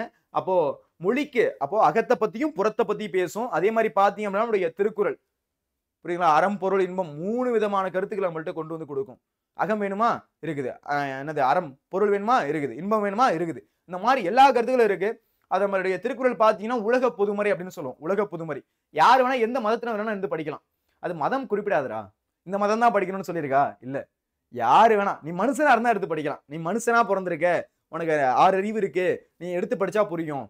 தமிழ்ல தான் படிக்கணும்னு இல்லை, இங்கிலீஷ் லாங்குவேஜ் வேற மொழியில மொழிபெயர்த்திருக்காங்க. உனக்கு தமிழ் படிக்க தெரியும், உனக்கு வந்து ஒரு லாங்குவேஜ் படிக்க தெரியும், உனக்கு புக்கு வாசிக்க தெரியும் அப்படின்னு பேசிக்கா தெரிஞ்சது அப்படின்னா நீ திருக்குறளை வாங்கி என்ன பண்ண முடியும், படிக்க முடியும். அந்த அளவுக்கு பெருமை பெற்றது எது அப்படின்னா நம்முடைய தமிழ்ல இருக்கக்கூடிய திருக்குறள். உலக பொதுமறை அப்படின்னு சொல்லுவாங்க. மாதானுபங்கி இந்த மாதிரி ஏறப்பட்ட பேர் அவருக்கு இருக்கு. இதுல பாத்தீங்க அப்படின்னா உலக பொதுமறை அப்படின்னு சொல்லக்கூடிய திருக்குறளை இங்கிலாந்து மகாராணி என்ன பண்ணுவாங்க அப்படின்னா காலை எந்திரிச்சதும் படிப்பாங்க அப்படின்றத நீங்க கேள்விப்பட்டிருக்கலாம். மொழிக்கு இலக்கணம் வகுத்த தமிழர்கள் வாழ்வியலுக்கும் இலக்கணத்தை வகுத்திருக்காங்க. வாழ்வியலுக்கு இலக்கணத்தை வந்துருக்காங்க. இப்படிதான்டா நீ வாழணும், இதுதான் கரெக்டான வே. எந்த சூழ்நிலையிலையும் பொய் சொல்லக்கூடாது, ஏமாத்தக்கூடாது, திருடக்கூடாது, யார் மனசையும் கஷ்டப்படுத்தக்கூடாது. இதெல்லாம் தான் அறம். இதுதான் நமக்கு சொல்லிக் கொடுக்குது. சரிங்களா? அப்போ நான் முன்னாடியே சொன்னதான், இங்கிலீஷ், மேக்ஸ், சயின்ஸ், சோஷியல் எந்த சப்ஜெக்ட் வேணா படிக்கலாம். அது எல்லாமே உனக்கு நாலேஜ் மட்டும் தான் சொல்லிக் கொடுக்கும். உனக்கு வாழ்க்கையில உன்னை வந்து ஒரு நல்ல மனுஷனா மாத்துறது எது அப்படின்னா அது தமிழ் தான். நான் முன்னாடியே சொன்னேன், என்னுடைய வாழ்க்கையில தமிழ் நான் படிச்சதுக்கு அப்புறம் என்னுடைய கேரக்டர்ல, என்னோட விஷயத்துல சில சேஞ்சஸ் நடந்துச்சு. அதே மாதிரி நீனும் வந்து தமிழை மார்க்குக்காக படிக்காம தமிழை உணர்ந்து படிச்ச அப்படின்னா கண்டிப்பா உன்னுடைய கேரக்டர்ல உன்னோட இருக்கக்கூடிய பண்புல கண்டிப்பா சேஞ்சஸ் ஆகும். கண்டிப்பா தமிழை உணர்ந்து படிங்க. மார்க்குக்காக ஜஸ்ட்டை பார்க்காதீங்க. சரியா? இதெல்லாம் மார்க்கு கொடுக்கல அப்படின்னா அதெல்லாம் கண்டுக்கவே மாட்டேன். தமிழ்னு ஒரு சப்ஜெக்ட் வந்து உனக்கு மார்க் இல்லை அப்படின்னு சொல்லிட்டாங்கன்னா புக் எடுப்பியா? எடுக்க மாட்டோம். தமிழ் தானே அப்படின்னு படிப்போம். தயவு செஞ்சு தமிழ் தானேன்னு படிக்காதீங்க, தமிழ் தேனேன்னு படிங்க. கண்டிப்பா வந்து தமிழ் தாய் நமக்கு ஒரு நல்ல வழியை காட்டுவா. சரியா? சரி, ஓகே. இதான் உங்கள்ட்ட ஷேர் பண்ணணும்னு நினைச்சது. தமிழ் பண்பாடு இந்தியா, இலங்கை, மலேசியா, சிங்கப்பூர் என உலகளாவிய நிலையில் வாழும் தமிழர்களின் வாழ்க்கை முறையில் வேரூன்றி உள்ளது. அப்போ உனக்கு இன்னொரு விஷயம் தெரியுமா? அதாவது நம்முடைய தமிழ்நாட்டை தாண்டி எங்க போனாலும், எந்த சீனா, ஜப்பான் எங்க போனாலும் அங்க ஒரு தமிழ் ஆளுங்க இருப்பாங்க. தமிழா அப்படின்னு கேட்பாங்க. வந்து போயிருந்தீங்க அப்படின்னா தெரியும். நீங்க போயிருக்கீங்களான்னு கேட்காத, நான் போனதில்லை. ஆனா எனக்கு தெரிஞ்ச வரையும் பாத்தீங்க அப்படின்னா எல்லா நாட்டிலுமே வந்து தமிழர்கள் இருக்காங்க. சரியா? ஓகே. தமிழர் பண்பாடு இந்தியா, இலங்கை, மலேசியா, சிங்கப்பூர் என உலகளாவிய நிலையில் வாழும் தமிழர்களின் வாழ்க்கை முறையில் வேரூன்றி உள்ளது. நமது பண்பாடு மிகவும் பழமையானது. நம்முடைய பண்பாடு பாத்தீங்க அப்படின்னா ரொம்ப ரொம்ப ரொம்ப பழசு. நம்முடைய பண்பாடு பாத்தீங்கன்னா ரொம்ப ரொம்ப பழசு. ஏன்னா ஒவ்வொரு நாளுக்கும் புதுப்பிக்கப்பட்டு வருகிறது. நமது பண்பாடு குறித்து பெருமைப்படுவோமாக. அப்போ நம்முடைய தமிழ் பாத்தீங்க அப்படின்னா நிறைய பேர் அழிக்க நினைச்சாங்களா? யாழ்ப்பாண லைப்ரரி இருக்கு இலங்கையில. நம்முடைய தமிழ் நூல்கள் நிறைய இருந்துச்சு, அதை அழிச்சாங்க. அதுக்கடுத்து பாத்தீங்க அப்படின்னா நம்முடைய தமிழ் மொழிய இருக்கக்கூடிய பகுதியை பாத்தீங்க அப்படின்னா நிறைய பேர் ஆட்சி செஞ்சாங்க. கலைப்பேர்கள் ஆட்சி செஞ்சாங்க. அதுக்கடுத்து பாத்தீங்க அப்படின்னா உங்களுக்கு மராத்தியர்கள் ஆட்சி செஞ்சாங்க. யாரோ ஆட்சி செஞ்சாங்க. ஆட்சி செஞ்சு தமிழை அழிக்கணும்னு நினைச்சாங்க. ஓகே, தமிழ் அழிக்கணும்னு இல்லை அப்படின்னு சொல்ல முடியாதுன்னா கூட தமிழ் இருக்கக்கூடிய பகுதியில் வாழ்ந்தாங்க, அவருடைய மொழியை பேசினாங்க. ஆனாலும் தமிழ் என்னைக்கும் அழியல. அன்னைக்கு ஒரு பெரிய மொழி அப்படின்னு சொல்லிக்கிட்டு இருந்த சில மொழிகள்லாம் இப்ப பேச்சு மொழியா கூட இல்லை, வெறும் எழுத்து மொழியா மட்டும் இருக்கு. அன்னைக்கு பேச்சு மொழி எழுத்து மொழியா சிறந்த விளங்கின மொழி சிலதெல்லாம் இப்ப வெறும் எழுத்து மொழியா மட்டும்தான் இருக்கு, பேச்சு மொழியா கூட இல்லை. ஆனா நம்முடைய தமிழ் மொழி காலத்துக்கும் பாத்தீங்கன்னா பேச்சு மொழி எழுத்து மொழி ரெண்டுத்துமே விளங்குற மாதிரி இருக்கு. இயல் தமிழ், இசை தமிழ், நாடக தமிழ் அப்படின்றது போய் அறிவியல் தமிழ், கணினி தமிழ் அப்படின்னு அடுத்தடுத்த ஸ்டேஜுக்கு வளர்ந்துகிட்டே இருக்கு நம்முடைய தமிழ். அதனால வந்து நம்முடைய தமிழை வந்து போற்றுவோமாக அப்படின்னு என்ன பண்ணாங்க, பெருமைப்படுவோமாக அப்படின்ற மாதிரி கொடுத்துருக்காங்க. சரியா? ஏன்னா ஒவ்வொரு நாளும் புதுப்பிக்கப்பட்டு வருது. பாத்தீங்க அப்படின்னா ஃப்ரீ ஃபயர் ஒரு கேம், அது தமிழ்ல மொழியாக்கம் பண்ணியிருக்காங்க. இலவச நெருப்பு, இலவச நெருப்பு. நான் சும்மா காமெடிக்கு சொல்ல. அப்ப தமிழ்ல இந்த மாதிரி தமிழாக்கம் அப்படின்றது புதிய புதிய வார்த்தைகள் அப்படின்றது உற்பத்தி ஆகிக்கிட்டே இருக்கு. அப்ப இந்த மாதிரி தமிழாக்கம் அப்படின்றது அதிகமா பண்ணிட்டே இருக்காங்க. இப்ப தமிழ் பாத்தீங்கன்னா காலத்துக்கு ஏற்ற மாதிரி புதுப்பிக்கப்பட்டுட்டே வந்துட்டே இருக்கு அப்படின்றத நீங்க தெரிஞ்சுக்கணும். சரிங்களா? ஓகே, இதுவரை எல்லாருக்கும் புரியுதா? இதுவரையும் புரியுது அப்படின்னா சேர்ல ஒரு ஃபயர் போடுங்க. அடுத்து நம்ம அடுத்த பாயிண்ட் போலாம். சரியா? சரி, ஓகே. அடுத்து பழமொழியை நிறைவு செய்ய. இதெல்லாம் வந்து நமக்கு நல்லா தெரிஞ்ச ஒன்றுதான். சில பழமொழி நமக்கு தெரியாம இருக்கலாம். பாருங்க. உப்பில்லா பண்டம் குப்பையிலே. உப்பு இல்லாம ஏதாச்சும் இருந்துச்சு அப்படின்னா ஆக்சுவலா உப்பு இல்லாம இருக்கிறது சாப்பிடுறது அப்படின்றது உடம்புக்கு நல்லதுன்னு சொல்லுவாங்க. ஆனா உப்பு இல்லாத பண்டம் குப்பையில தான் போடணும் அப்படின்னு சொல்லுவாங்க. அதனால வந்து இன்னொரு விஷயம் என்ன அப்படின்னா உப்பு போட்டு சாப்பிட்டா ரோசம் வரும் அப்படின்னு சொல்லுவாங்க. அதனால காமெடியில என்ன பண்ணுவாங்க, டீல கொஞ்சம் உப்பு போட்டு தாங்க, டீல கொஞ்சம் உப்பு அள்ளி போடுங்க, ஜீனிக்கு பதிலாக உப்பு அள்ளி போடுங்க, ரோஷம் கொஞ்சம் அதிகமா வரட்டும். விஜய் சேதுபதி கூட ஒரு படத்துல சொல்லுவார். அந்த மாதிரி உப்பு இல்லை அப்படின்னா அந்த பண்டம் குப்பையில. ஏன்னா வந்து நம்முடைய தமிழர்கள் மானமும் ரோஷமும் அதிகமா இருக்கவங்க, கொஞ்சம் தன்மானமும் கொஞ்சம் அதிகமா இருக்கும். சரியா? அதனால உப்பில்லா பண்டம் குப்பையிலே அப்படின்னு என்ன பண்றாங்க, ஒரு பழமொழி இருக்குது. உப்பில்லாத பண்டம் குப்பைக்கு போயிடும். உப்பில்லாத பண்டம் குப்பைக்கு போயிடும். ஆனா இன்னொரு பழமொழி இருக்கு நம்முடைய தமிழ்ல, உப்பில்லா கூலிட்டாலும் உண்பதே அமிர்தமாகும் அப்படின்னு சொல்லுவாங்க. உப்பில்லாத கூலிட்டாலும் உண்பதே அமிர்தம். அது எதுல சொல்லுவோம், விருந்தோம்பல்ல. உன்னுடைய பிடிச்ச ஃப்ரெண்டோட இருக்க, பிடிச்ச ஃப்ரெண்டு உன்னுடைய நெருங்கின நண்பர்களோட இருக்கும்போது உனக்கு சாப்பாடு உப்பு சப்பு இல்லாம இருந்தா கூட உனக்கு எப்படி இருக்கும், பரவாயில்ல. சாப்பாடு இல்லைன்னா என்ன, ஃப்ரெண்ட்ஸ் எல்லாம் இருக்காங்க, ஜாலியா பேசிக்கிட்டு இருக்கலாம். உப்பில்லா கூலிட்டாலும் உண்பதே அமிர்தமாகும் அப்படின்னு சொல்லுவோம். உப்பில்லாத கூழ் குடிச்சினா கூட சாப்பிட்றது எப்படி இருக்குமா, அவனுக்கு அமிர்தம் மாதிரி இருக்குமா. புரியுதுங்களா? அது இன்னும் அந்த நம்ம விவேக சிந்தாமணியில நம்ம படிப்போம். நான் அதை உங்களுக்கு சொல்றேன். சரிங்களா? ஓகே, ஃபர்ஸ்ட் பழமொழி பாருங்க. உப்பில்லா பண்டம் குப்பையிலே. உப்பில்லா பண்டம் குப்பையிலே. பாருங்களா? பண்டம்னா சாப்பாடு, ஏதாச்சும் சாப்பாடு, அந்த ஸ்நாக்ஸ் அந்த மாதிரி. உப்பில்லா பண்டம் குப்பையிலே. அதுக்கடுத்து இது பாருங்க, இது நமக்கு நல்லா இருக்கு தெரிஞ்ச ஒன்றுதான். ஒரு பானை சோற்றுக்கு ஒரு சோறு பதம். இப்போ ஒரு பானை சோறு இருக்கு, அது வெந்துருச்சா அப்படின்னு அம்மா வந்து செக் பண்ணுவாங்க. பாத்திருக்கீங்களா? யாரெல்லாம் பாத்திருக்கீங்க? அம்மா வந்து சாப்பாடு வெந்துருச்சா அப்படின்னு செக் பண்ணுவாங்க. எப்படி செக் பண்ணுவாங்க அப்படின்னா, ஒரே ஒரு பருக்க சோறு இருக்குல்ல, நிறைய சோறு வடிப்பாங்க. குக்கர்ல வெடிக்கிறாங்களா அவங்க வீட்டுல? சரி, அவ அந்த மாதிரி என்ன பண்ணுவாங்க, அந்த பருக்கை எடுத்து என்ன பண்ணுவாங்க அப்படின்னா நசுக்குவாங்க. நசுக்கி பார்த்துட்டு அது நல்லா வெந்திருக்கு, வேவலை அப்படின்னா அழுத்தமா இருக்கும், ஈஸியா வந்து அமுக்க முடியுது அப்படின்னா நல்லா சாஃப்ட் ஆயிடுச்சு, சாப்பிட்றதுக்கு உகந்ததா இருக்கு அப்படின்னு அர்த்தம். அப்போ ஒரு பானை சோத்துக்கு ஒரு சோறு பதம். ஒரு பானை சோறு இருக்கு அப்படின்னா அதுல ஒரே ஒரு பருக்க நல்லா வெந்துருச்சு அப்படின்னு தெரிஞ்சிருச்சு அப்படின்னா அந்த ஒரு பானை ஃபுல்லா வெந்துருச்சு அப்படின்னு அர்த்தம். அப்போ ஒரு பானை சோத்துக்கு ஒரு சோறு பதம். அதுக்கடுத்து உப்பிட்டவரை உள்ளளவும் நினை. அதாவது உப்பு போட்டு யாராச்சும் சாப்பாடு போட்டாங்க அப்படின்னா அவங்கள கடைசி வரையும் நீ வந்து மறந்துடக்கூடாது அப்படின்னு சொல்றாங்க. அப்போ யாராச்சும் உப்பு போட்டு உனக்கு சாப்பாடு கொடுத்துட்டாங்க அப்படின்னா அவங்கள காலத்துக்கு மறந்துடக்கூடாது. அதனால வந்து காலத்துக்கு மறந்துடாதீங்க. உப்பு போட்டு யார் யாரெல்லாம் சாப்பாடு போட்டாங்க அப்படின்றத ஞாபகம் வச்சுக்கோ. சின்ன பிள்ளையில சித்தி போட்டாங்க உப்பு போட்டு, அப்ப அவங்கள மறக்கக்கூடாது அப்படின்னு கூட என்ன பண்ணிக்கோ அப்படின்னா ஞாபகம் வச்சுக்கோ. உப்பு போட்டு உனக்கு யார் யார் சாப்பாடு கொடுக்குறாங்களோ மறந்துடாதீங்க. ஆக்சுவலா எப்படி சொல்றாங்க, உப்பிட்டவரை உள்ளளவும் நினை, உப்பிட்டவரை உள்ளளவும் நினை. உப்பு போட்டு உனக்கு சாப்பாடு கொடுத்தாங்க, அதாவது வந்து நன்றியோட இரு அப்படின்றதுக்கு தான் இந்த ஒரு லைன், இந்த ஒரு பழமொழி சொல்றாங்க. உப்பிட்டவரை உப்பிட்டவரை உள்ளளவும் நினை, உப்பிட்டவரை உள்ளளவும் நினை. அதாவது உனக்கு சாப்பாடு போட்டவங்கள கடைசி வரையும் என்ன பண்ணணும் நீ அப்படின்னு நினைச்சுக்கிட்டு இருக்கணும். நீ மறந்துட்டு போயிடக்கூடாது. ஆமா இவங்க தான் சாப்பாடு போட்டாங்க என்ன இப்ப, அதுக்கு நான் அவங்கள்ட்ட போய் சண்டை போடக்கூடாது. சரியா? உப்பிட்டவரும் உள்ளளவும் நினை. அடுத்து விருந்தும் மருந்தும் 3 வேளை. அதாவது இப்ப புதுசா வந்து ஒருத்தவங்க வீட்டுக்கு போறீங்கன்னு வச்சுக்கோங்களேன், சொந்தக்காரங்களுக்கு. எல்லா சொந்தக்காரங்களும் அப்படி கிடையாது. எல்லா சொந்தக்காரங்களும் இதே மாதிரி ஃபுல்லா வச்சுப்பாங்க அப்படின்னு கிடையாது. நீங்க வந்து ஒரு சொந்தக்காரங்க வீட்டுக்கு போறீங்கன்னு வச்சுக்கோங்க, ஃபர்ஸ்ட் நாள் வந்து பாத்தீங்க அப்படின்னா வேற லெவலா இருக்கும். அதாவது என்ன பண்ணுவாங்க, வாப்பா வாப்பா வாப்பான்னு கூப்பிட்டு என்ன பண்ணுவாங்க அப்படின்னா சாப்பாடு, ஸ்நாக்ஸ், அதுக்கடுத்து சிக்கன், மட்டன் அப்படின்றது கொடுப்பாங்க. அடுத்து 2வது நாள் பாத்தீங்க அப்படின்னா அதுலயே கொஞ்சம் கட் ஆகும். என்ன கட் ஆகும் அப்படின்னா ஏதாச்சும் அந்த சிக்கன் மட்டன்லாம் போயிட்டு வெறும் சாப்பாடு மட்டும் இருக்கும். வெறும் சாப்பாடு மட்டும் என்ன பண்ணுவீங்க அப்படின்னா சாப்பிடுவீங்க. அந்த கொஞ்சம் உபசரிப்பு கொஞ்சம் கம்மியாகும். காலையில வந்து எடுத்துட்டு வந்து கொடுத்தவங்களுக்கு வந்து எடுத்துக்கோங்க அப்படின்ற மாதிரி 2வது ஸ்டேஜ் ஆகும். அடுத்து 3வது நாள் பாத்தீங்க அப்படின்னா நீனா போய் இந்த தண்ணியெல்லாம் முண்டு குடிச்சுக்கணும், நீனா போய் என்ன பண்ணணும் அப்படின்னா அங்கங்க போயிட்டு வரணும், அந்த மாதிரி இருக்கும். 4வது நாள் உனக்கு என்ன கிடைக்கும் அப்படின்னா உப்புமா கிடைக்கும். சரியா? அப்ப அந்த மாதிரி உனக்கு விருந்தும் மருந்தும் பாத்தீங்கன்னா 3 நாள் தான் எங்க போனாலும். அது உன்னுடைய சொந்த வீட்டை விட்டுட்டு நீ எங்க போனாலும் சரி, சொந்த வீட்டை விட்டுட்டு உன்னுடைய சொந்தக்காரங்க யாருன்னே தெரியாதவங்க இந்த மாதிரி எங்க போனாலும் உனக்கு விருந்தும் மருந்தும் 3 வேளைக்கு தான். சாரி 3 வேளை தான் கொடுத்துறாங்க. நான் கூட 3 நாள்னு சொன்னேன். 3 வேளைக்கு தான். 3 வேளை அப்படின்னா அன்னைக்கு ஒரு நாள் மட்டும்தான். சில இதுல 3 நாள் கூட சொல்லுவாங்க. அப்ப விருந்து மருந்தும் பாத்தீங்கன்னா 3 வேளைக்கு மட்டும்தான். காலையில, மதியம், நைட்டு. அடுத்த நாள் மாறிடுச்சு அப்படின்னா அவ்வளவுதான். அது வேற வாய், இது வேற வாய், அந்த மாதிரி மாறிடும். சரியா? அப்ப விருந்தும் மருந்தும் பாத்தீங்க அப்படின்னா 3 நாளைக்கு தான். விருந்தும் மருந்தும் பாத்தீங்க அப்படின்னா 3 நாளைக்கு தான் அப்படின்றத இந்த இடத்துல சொல்றாங்க. இதெல்லாம் பழமொழிகள்டா, தெரிஞ்சுக்கோங்க. சரிங்களா?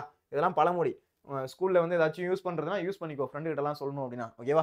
சரி, அடுத்து அளவுக்கு மிஞ்சினால் அமிர்தமும் நஞ்சு. அளவுக்கு மிஞ்சி ஏதாச்சும் இருந்துச்சு அப்படின்னா அதுவும் நஞ்சு ஆயிடும். இப்போ வந்து எக்ஸாம்பிளுக்கு எக்ஸசைஸ் பண்றது வந்து ரொம்ப குட் அப்படின்னு நமக்கு தெரியும்.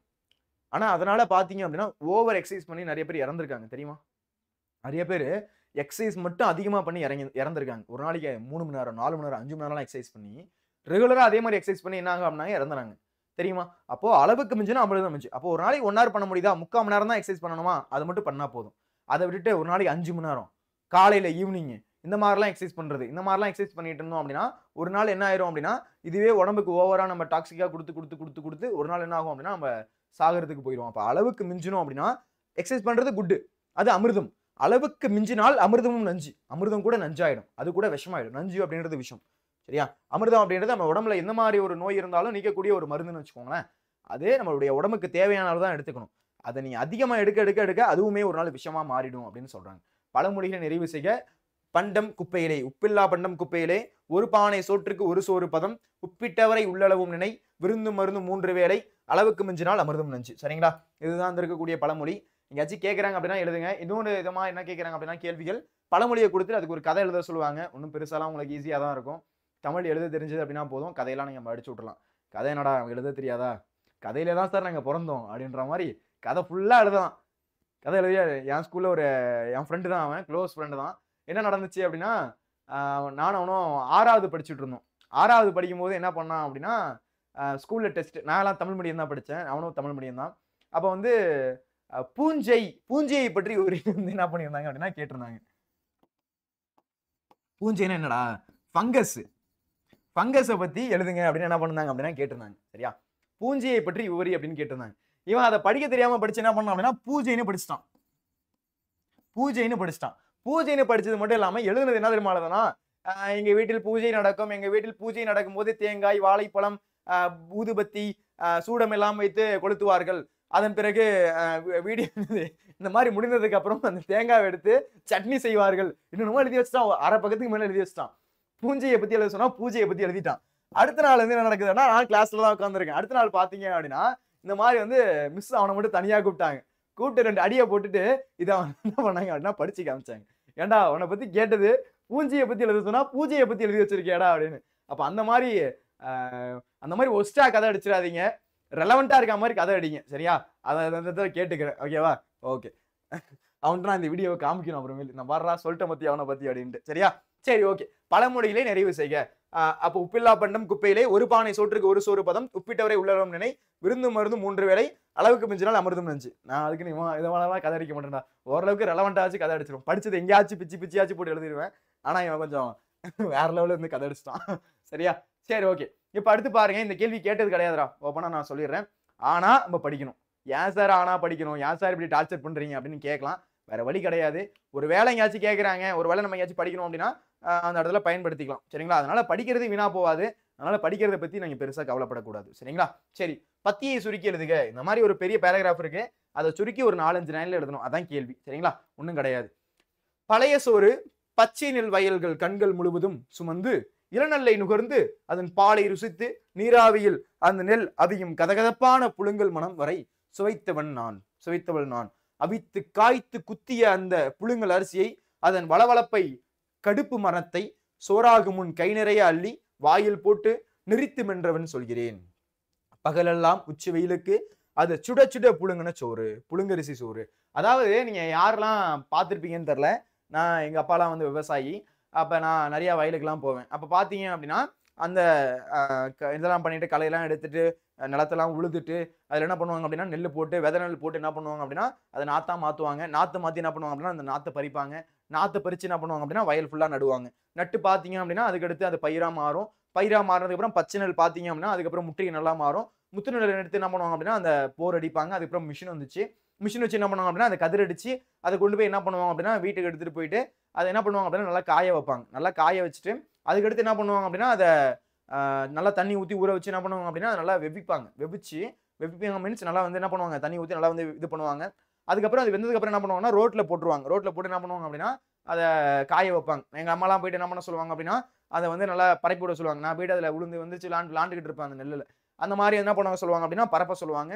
பரப்புனதுக்கு அப்புறம் என்ன பண்ண சொல்லுவாங்க அப்படின்னா அது காஞ்சிரும். காஞ்சினதுக்கு அப்புறம் எடுத்துட்டு போயிட்டு என்ன பண்ணணும் அப்படின்னா மிஷின்ல, அதாவது வந்து நெல் அரைக்கிற மிஷின் இருக்கும்ல, அங்க அடைச்சிட்டு போயிட்டு என்ன பண்ணுவாங்க அப்படின்னா அதை அரைப்பாங்க சரியா? இதுதான் அங்க இருக்கக்கூடிய ப்ராசஸ். பழைய சோறு எப்படி வருது? பச்சை நெல் வயல்கள், பழைய சோறு பச்சை நெல் வயலை கண்கள் முழுதும் சுமந்து பார்த்தோம் அப்படின்னா பச்சை கலரா இருக்கும் வயல் ஃபுல்லா. இளநெல்லை நுகர்ந்து அதன் பாலை ருசித்து அந்த அந்த இது பாத்தீங்கன்னா இளம் பால் ஆகும் அப்படின்னு சொல்லுவாங்க. அந்த ஒரு நெல் பாக்குறதுக்கு முன்னாடி பச்சை கலரா இருக்கும். பாத்தீங்க அப்படின்னா ஒரு ஸ்மெல் வரும். அந்த ஒரு பச்சை கலர் இருக்கக்கூடிய அந்த ஒரு இளம் பயிர்ல இருந்து பாத்தீங்கன்னா அது பால் வரும்போது ரொம்ப ஒரு நல்ல ஸ்மெல் வரும். ருசித்து நீராவியில் அந்த நெல் அவியும். நீராவியில் என்ன பண்ணுவாங்க அப்படின்னா அதை அவிப்பாங்க. அதனால இருக்கக்கூடிய நல்லா வந்து வெந்ததுக்கு அப்புறம் நல்லா வந்து முத்துனதுக்கு அப்புறம் இருக்கக்கூடிய நெல் எடுத்துருந்து என்ன பண்ணுவாங்க அப்படின்னா வெவிப்பாங்க. அவையும் கதகதப்பான புழுங்கல் மனமுறை சுவைத்தவள் நான், அது எல்லாத்தையும் சுவைச்சது நானு. அவித்து காய்ந்து குத்திய அந்த புழுங்கல் அரிசியை அதன் வளவளப்பை கடுப்பு மனத்தை சோறாகு முன் கை நிறைய அள்ளி வாயில் போட்டு நிறித்து மென்றவள் சொல்கிறேன். அதுக்கடுத்து பாத்தீங்க அப்படின்னா இது நடக்கும். அதாவது நல்லா வந்து இந்த மாதிரி வந்து மிஷின் எல்லாம் அரைச்சிட்டு வந்து வீட்டில் வச்சிருந்தோம் அப்படின்னா அந்த புழுங்கல் அரிசி இருக்கு அப்படின்னா அது ஒரு மாதிரி டேஸ்டா இருக்கும். அதை எடுத்து கொஞ்சம் வாயில போட்டுட்டு கொஞ்சம் அப்படியே மென்னுக்கிட்டே இருந்தோம் அப்படின்னா நல்லா இருக்கும். அது ஒரு மாதிரி டேஸ்டா இருக்கும். யாரெல்லாம் பண்ணிருக்கீங்க? ஸ்நாக்ஸ் இருக்காது வீட்டில், ஸ்நாக்ஸ் இல்லாதப்போ இதுதான் ஸ்நாக்ஸா இருக்கும். போயிட்டு அப்பப்போ என்ன பண்ணணும் அப்படின்னா கொஞ்சோண்டு அந்த நெல் எடுத்து அந்த இருக்கக்கூடிய அரிசி எடுத்து வாயில போட்டு என்ன பண்ணணும்னா சாப்பிடணும். அதுக்கு அம்மா வந்து திட்டுவாங்க, இந்த மாதிரி வந்து வயிறு வலிக்கும் அதை சாப்பிடக்கூடாது அப்படின்னு. அடுத்து பகலெல்லாம் உச்சி வெயிலுக்கு அது சுட சுட புழுங்கல் அரிசி சோறு, இரவு முழுவதும் அந்த சோறு நீரில் ஊறும். யாரெல்லாம் பழைய சோறு சாப்பிட்டுருக்கீங்க? யாருக்கெல்லாம் பழைய சோறு பிடிக்கும்? அப்ப அந்த மாதிரி இரவு முழுதும் என்ன பண்ணுவாங்க அப்படின்னா அந்த நோரை அந்த சோத்தை என்ன பண்ணுவாங்க அப்படின்னா அந்த இருக்கக்கூடியதை நல்லா தண்ணியில ஊற வைப்பாங்க. அப்படிதான் பழைய சோறு கிடைக்கும். விடிந்து இந்த காலையில் அதன் பெயர் பழைய சோறு அல்லது பழையது. காத்திருந்து சின்ன வெங்காயம் பச்சை மிளகாய் கடித்து நீராகரம் போல குடிப்பது ஒரு வகை. சின்ன வெங்காயம் போட்டுட்டு அதை வந்து நல்லா வந்து சின்ன வெங்காயத்தை வெட்டிட்டு, உண்மையிலேயே சொல்றேன், ஜினுனா சொல்றேன், ஊருக்கு போனா என்னுடைய ஸ்பெஷல் சாப்பாடு பழைய சோறு தான். இங்க பெருசா எனக்கு கிடைக்காது. இங்கேயும் அப்பப்போ சாப்பிடுவேன். ஹாஸ்டல்ல இந்த மாதிரி நைட் எடுத்து வச்சுட்டு சாப்பாடு என்ன பண்ணுவோம் அப்படின்னா அடுத்த நாள் வந்து பழைய சோத்தா மாத்தி சாப்பிடுவேன். ஆனா பெருசா இங்க வெங்காயம் அதெல்லாம் கிடைக்காது. தனியா வாங்கிட்டு போகணும், அது ரொம்ப அலுப்பா இருக்கும்னு அதெல்லாம் வாங்கிட்டு போறது கிடையாது. ஆனா ஊருக்கு போனா கண்டிப்பா என்ன பண்ண சொல்லுவேன் அப்படின்னா நைட் அந்த பழைய சோறை ரெடி பண்ணி வச்சுட்டு அடுத்த நாள் வந்து சின்னதா வெட்டிட்டு அதுல நிறைய பச்சை மிளகா போட்டு சாப்பிட்டோம் அப்படின்னா செம டேஸ்டா இருக்கும். ட்ரை பண்ணி பாருங்க. சில பேருக்கு பிடிக்காது, ஆனா ட்ரை பண்ணுங்க சரியா? சின்ன வெங்காயம் பச்சை மிளகாய் கடித்து நீராகாரம் போல குடிப்பது நல்லது. நல்லா என்ன பண்ணுவோம் அப்படின்னா பிசைஞ்சிட்டு அதுல கொஞ்சம் பச்சை மிளகா அதுக்கடுத்து கொஞ்சம் வெங்காயத்தெல்லாம் போட்டு அப்படியே குடிக்கலாம். அதுவும் சூப்பரா இருக்கும். அப்படி இல்லை அப்படின்னா வாழையில அந்த பழைய சோற்றை பிழிந்து போட்டால் வடுமாங்காய் உப்பு நார்த்தங்காய் அதனுடன் சேர்த்து கொள்ள துடிப்பது இன்னொரு வகை. சுண்ட வைத்த முதல் நாள் குழம்பு இன்னும் உச்சம் நல்ல பழையது மாம்பழ வாசம் வீசுமாம். பழைய சோறு அது கிராமத்து உன்னதம். எனக்கு இப்ப பார்க்கும்போதே எனக்கு சாப்பிடும் போல இருக்குது. அந்த அளவுக்கு வந்து ட்ரிகர் பண்றாங்க. அப்போ அந்த மாதிரி வாழை இலையில வந்து அந்த சோத்தை எடுத்து புழிஞ்சு போட்டுறணும். அந்த ஒரு சோத்தை மட்டும் புழிஞ்சு போட்டுட்டு அதுக்கடுத்து வடுமாங்காய், உப்பு, நார்த்தங்காய் அதெல்லாம் என்ன பண்ணணும் சேர்த்துக்கிட்டு அப்புறம் நேத்தி வச்ச குழம்பு, புளி குழம்பு, அதுக்கடுத்து சாம்பார்லாம் இருந்துச்சுன்னா இன்னும் அல்டிமேட் டேஸ்டா இருக்கும். அதெல்லாம் போட்டு சாப்பிட்டோம் அப்படின்னா வேற லெவலா இருக்கும். சரியா? ஓகே, அடுத்து இதுதான் விடை. அதை வந்து சுருக்கி எழுத சொல்றாங்க. பத்தியை படித்து சுருக்கி எழுதுக, அவ்வளவுதான். நெல்லை அவித்து காய வைத்து எடுக்கும் புலங்கள் அரிசியை சோறாக்கி அதனை இரவெல்லாம் நீரில் ஊற வைத்து கிடைக்கும் சோறு, பழைய சூட்டுடன் சின்ன வெங்காயம், பச்சை மிளகாய், வடுமாங்காய், உப்பு நார்த்தங்காய் மற்றும் சுண்ட வைத்த குழம்பு இவற்றில் ஒன்றை கூட்டாக வைத்து சாப்பிடுவது கிராமத்து உன்னதம். அவ்வளவுதான், சுருக்கியாச்சு. இது பெருசா கேட்டது கிடையாதுடா, திரும்ப சொல்றேன். ஆனா தெரிஞ்சுக்கோங்க சரிங்களா? பெருசா கஷ்டமும் கிடையாது, ஈஸியா எழுதக்கூடிய ஒரு கேள்விதான். அதை வந்து நம்ம சுருக்கி எழுதிட்டோம். நெல்லை அவித்து என்ன பண்ணணும், காய வச்சு எடுத்து புலங்கள் அரிசி என்ன பண்றாங்க, சோறாக்கி அதை நைட்டெல்லாம் என்ன பண்றாங்க அப்படின்னா ஊற வைக்கிறாங்க. ஊற வச்சு என்ன பண்றாங்க அப்படின்னா அது கிடைக்கக்கூடிய பழைய சோத்தை சின்ன வெங்காயம், பச்சை மிளகா, வடுமாங்காய், உப்பு நார்த்தங்காய் எல்லாத்தையும் பண்றாங்க. சுண்ட வச்ச குழம்பு எல்லாத்தையும் போட்டு என்ன பண்றாங்க, அதை கூட்டா வச்சு சாப்பிடுறது இன்னும் சூப்பரா இருக்கும், இன்னும் டேஸ்டா இருக்கும் அப்படின்றது அந்த இடத்துல குறிப்பிடுறாங்க. சரியா? ஓகே, அடுத்து பாருங்க. விடுபட்ட எழுத்துக்களை நிரப்பி அந்த எழுத்துக்களை மட்டும் இணைத்து ஒளிந்துள்ள ஓர் அறநூலின் பெயரை குறிப்பிடுக. அறநூலின் பெயரை கண்டறிக. பறவையிடம் இருப்பது என்ன? எழுதி காமிக்கவா? பறவைகிட்ட இருக்கிறது என்ன? பறவைகளிடம் இருப்பது ரெக்க. ஓகே, அப்ப இன்னொன்னு என்ன? இறகு. ஸ்பெல்லிங் மிஸ்டேக் கூட எழுதிடாதீங்க, கரெக்டா எழுதணும். சரிங்களா? இறகு. அடுத்து சிவப்பு நிறத்தில் இருப்பது குருதி. ரத்தம்னு சொல்லக்கூடாது. ரத்தம் ஆக்சுவலா பாத்தீங்கன்னா அது வடமொழி சொல். உடைய தமிழ்ல வடமொழி சொல் இருக்கா அப்படின்னா கண்டிப்பா இருக்கு, நான் ஒத்துக்கிறேன். தமிழ்ல வடமொழி சொல் இருக்குது. ஆனா அதெல்லாம் தூக்கிட்டோம் அப்படின்னா கூட நம்முடைய தமிழ் தனித்து இயங்க வல்லது. அந்த அளவுக்கு ஒரு பெருமை பெற்ற மொழி தான். அது எல்லாத்துக்குமே ஒரு அடுத்த ஒரு வேர்டு இருக்கும். வருஷம் அப்படின்னு கூட என்ன அப்படின்னா அது வந்து ஒரு வடமொழி சொல் தான். வருஷம், அடுத்த வருஷம், இந்த வருஷம்னு சொல்றோம்ல, அது கூட ஒரு பழமொழி சொல் தான். ஆண்டு அப்படின்றது நம்முடைய தமிழ் சொல். இந்த மாதிரி நிறைய ஜன்னல் இதெல்லாம் கூட என்ன அப்படின்னா இதுதான் வடமொழி சொல் தான். அதெல்லாம் நம்ம தூக்கிட்டோம் அப்படின்னா கூட அதுக்கு ஒரு மாற்று சொல் அப்படின்றது நம்முடைய தமிழ் மொழியில இருக்கு. ஆனா அது கண்டிப்பா நம்முடைய தமிழ் மொழி பாத்தீங்கன்னா தனித்து இயங்கக்கூடிய ஒரு மொழி தான். அதை நீங்க தெரிஞ்சுக்கணும். சரியா? ஓகே, அடுத்து குருதி. அதுக்கு அடுத்து பாத்தீங்கன்னா மன்னனிடம் இருப்பது என்ன? மன்னன்ட்ட இருக்கிறது என்ன அப்படின்னு கேட்டிருக்காங்க. வாள்.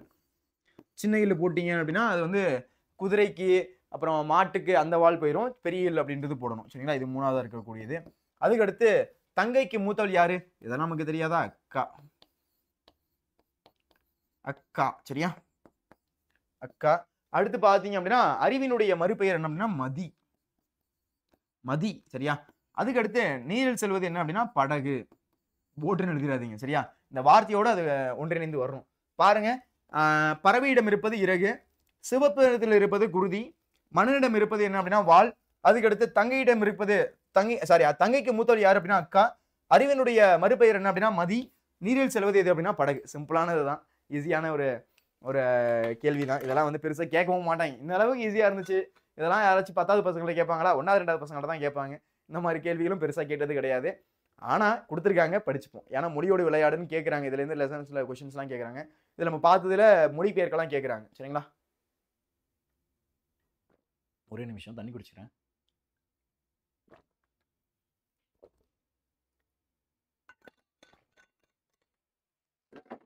ஓகேவா? சரி, இதுதான் என்ன பண்றாங்க அப்படின்னா இந்த இடத்துல குறிப்பிட்டிருக்காங்க. ஒண்ணும் கிடையாது. இறகு, குருதி, வாள், அக்கா, மதி, படகு அப்படின்றது. சரிங்களா? ஓகே, அடுத்து கடிதம் எழுதுக. இது ரொம்ப முக்கியம். கடிதம் எழுதுக எல்லாருக்கும் தெரியணும். எல்லாரும் நீங்க தெளிவா படிச்சுக்கணும். என்ன சார் கேட்கறாங்க அப்படின்னு பாருங்க. உணவு விடுதி ஒன்றில் வழங்கப்பட்ட உணவு தரமற்றதாகவும் விலை கூடுதலாகவும் இருந்தது குறித்து சுரிய சான்றுடன் உணவு பாதுகாப்பு ஆணையருக்கு கடிதம் எழுதுக. நீங்க ஒரு கடைக்கு போய் சாப்பிட போறீங்க. சாப்பிடும்போது பாத்தீங்க அப்படின்னா உணவு தரமற்றதா இருக்கு. உணவு எப்படி இருக்கு? தரமற்றதா இருக்கு. ரொம்ப குவாலிட்டியா இல்லை. இப்போ கொடுக்குற காசுக்கு குவாலிட்டியா இருக்கணுமா இல்லையா சாப்பாடு? அந்த மாதிரி உணவு தரமற்றதாகவும் விலை கூடுதலாகும். விலை பார்த்தீங்க அப்படின்னா அதிகமாகவும் இருக்கு. இது குறித்து உரிய சான்றோட உணவு பாதுகாப்பு ஆணையருக்கு கடிதம் எழுதுங்க. இது குறித்து உரிய சான்றோட ஒரு கரெக்டா வந்து ப்ரூஃபோட எழுதணும். சும்மாலாம் எழுதுனா அது கரெக்டா இருக்கு. உரிய சான்றுடன் உணவு பாதுகாப்பு ஆணையருக்கு ஒரு கடிதம் எழுதுக அப்படின்னு என்ன பண்றாங்க அப்படின்னா அது கொடுக்குறாங்க. சரியா? இதுதான் கடிதம் எழுதுக. உணவு விடுதி ஒன்றில் வழங்கப்பட்ட உணவு தரமற்றதாகவும் விலை கூடுதலாகவும் இருந்தது குறித்து உரிய சான்றுடன் உணவு பாதுகாப்பு ஆணையருக்கு கடிதம் எழுதுக அப்படின்னு கொடுத்துருக்காங்க. இதை தான் நம்ம எழுத போறோம். ஐயோ சரிடா. ஓகே, உங்களுக்கே நடந்திருக்கும் நம்முடைய வாழ்க்கையில. ஆனா அதை பெருசா என்ன பண்ணிருக்க மாட்டோம் அப்படின்னா கண்டிருக்க மாட்டோம்.